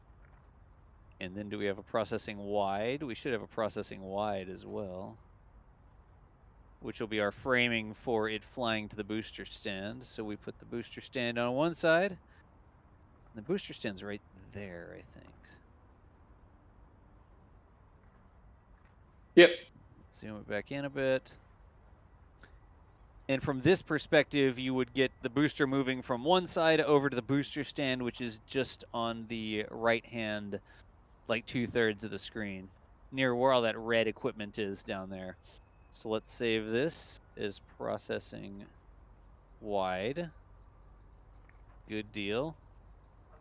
And now we've got a couple presets. We've got processing wide, we've got processing close. So if we want, we can just say there's the zoom in on the legs. And there's the wide shot again. Back out. Nice. So Chris, they moved the crane and then it started raining. So Yes. So now they're yes. Oh, there's not an ain word. There's got to be a joke about the rain in Spain falls mainly on the crane here. Anyways. Interesting. Interesting. I don't have it though. And getting a message from Julia that it is raining and she is going to go running for cover now. Yeah. Oh, well, you could see it too very clearly that it's no longer a mist. Yep. Yeah. I'm gonna save that as a little bit more room on the bottom there, like that. So. Just craning in the rain. Yes. Just craning in the rain. Oh no. Nice. Yeah, Julia, if we've got you on comms, I can turn your mic back on and you can say hi. Let's see if we've got Julia really quickly here, y'all.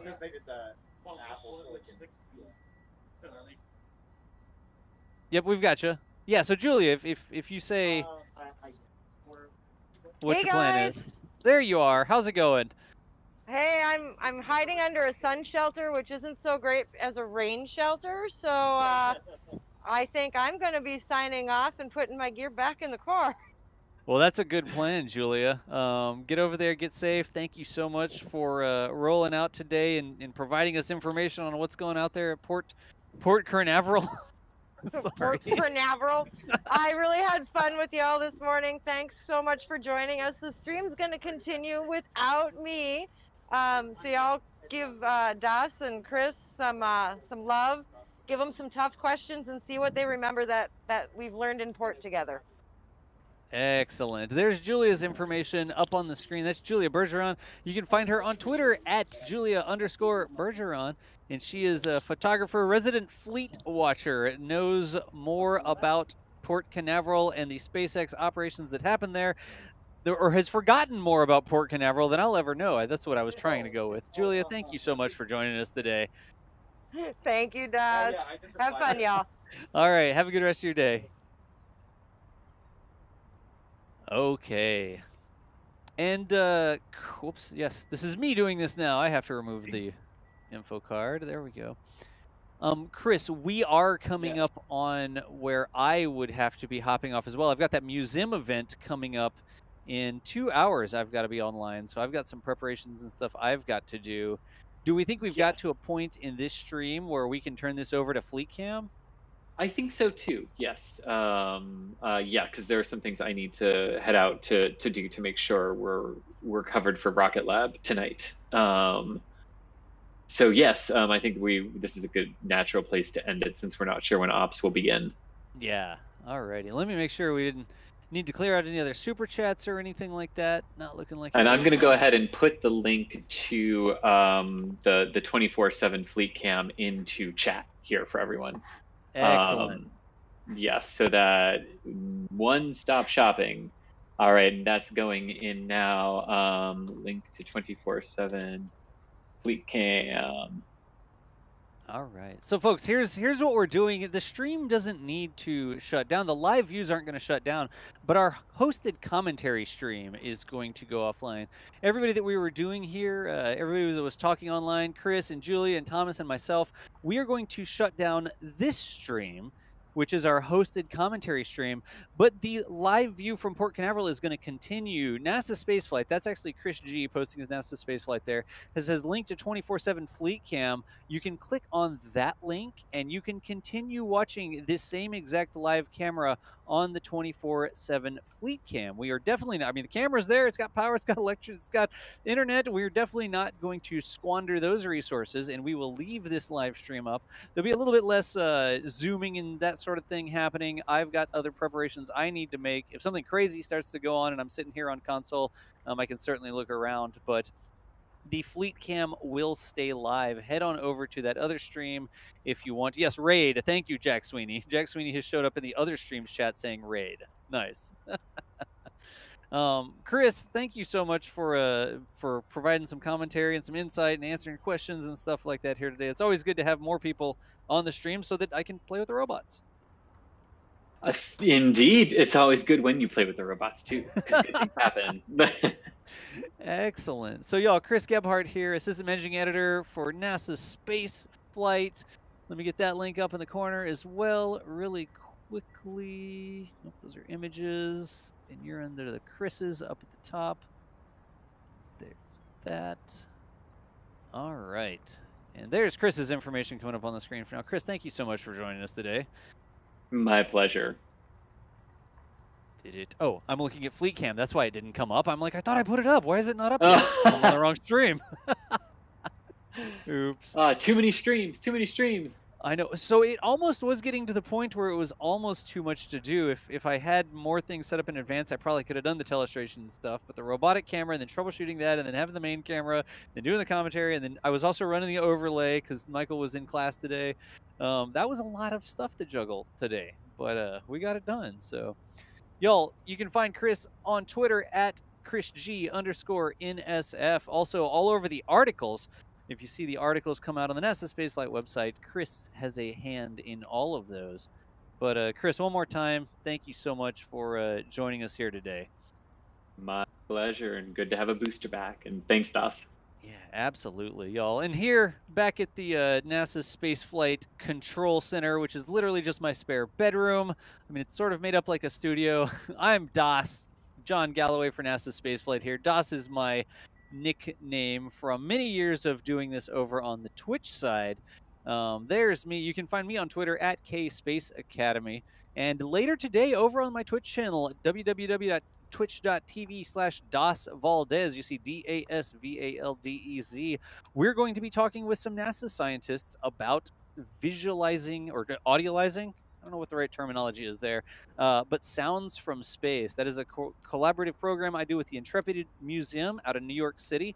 We used to do in-person events where they had these astronomy nights, and you could come to the museum. It's an aircraft carrier. It's got Shuttle Enterprise on the back deck, and they would sit under Shuttle Enterprise, and they'd have a special guest or a speaker. And with everything that was going on with COVID, they could no longer have those in-person events. So we pivoted to virtual events. And once a month, we do a virtual astronomy live event where we get a different NASA guest. We've had astronauts on. We've talked about all sorts of different things. The anniversary of Hubble. We've talked about food in space. We had the manager of the ISS Food Lab out of NASA Johnson answering some questions, but we get special guests on, and we have about a 2-hour show where we just do some Q&A and look at some cool stuff. And today we're going to be listening to some cool sounds. on the stream. But that's going to be over on the Twitch channel a little bit later today. That starts at 5 p.m. Eastern time if you're interested in that sort of thing. But for now, the NASA Spaceflight crew here on the hosted commentary stream will be shutting down our commentary. The stream is going to move over to the Fleet Cam channel. That same camera view is going to be available on Fleet Cam. That is not going anywhere. We hope that we see you over there, but we are signing off for now. Thanks again for joining us. Later, nerds.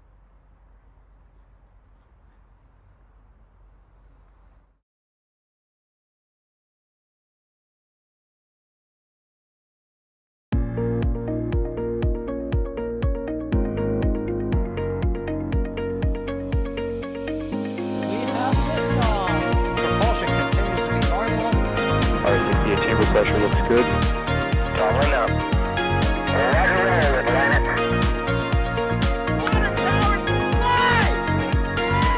Flight downside of speed off.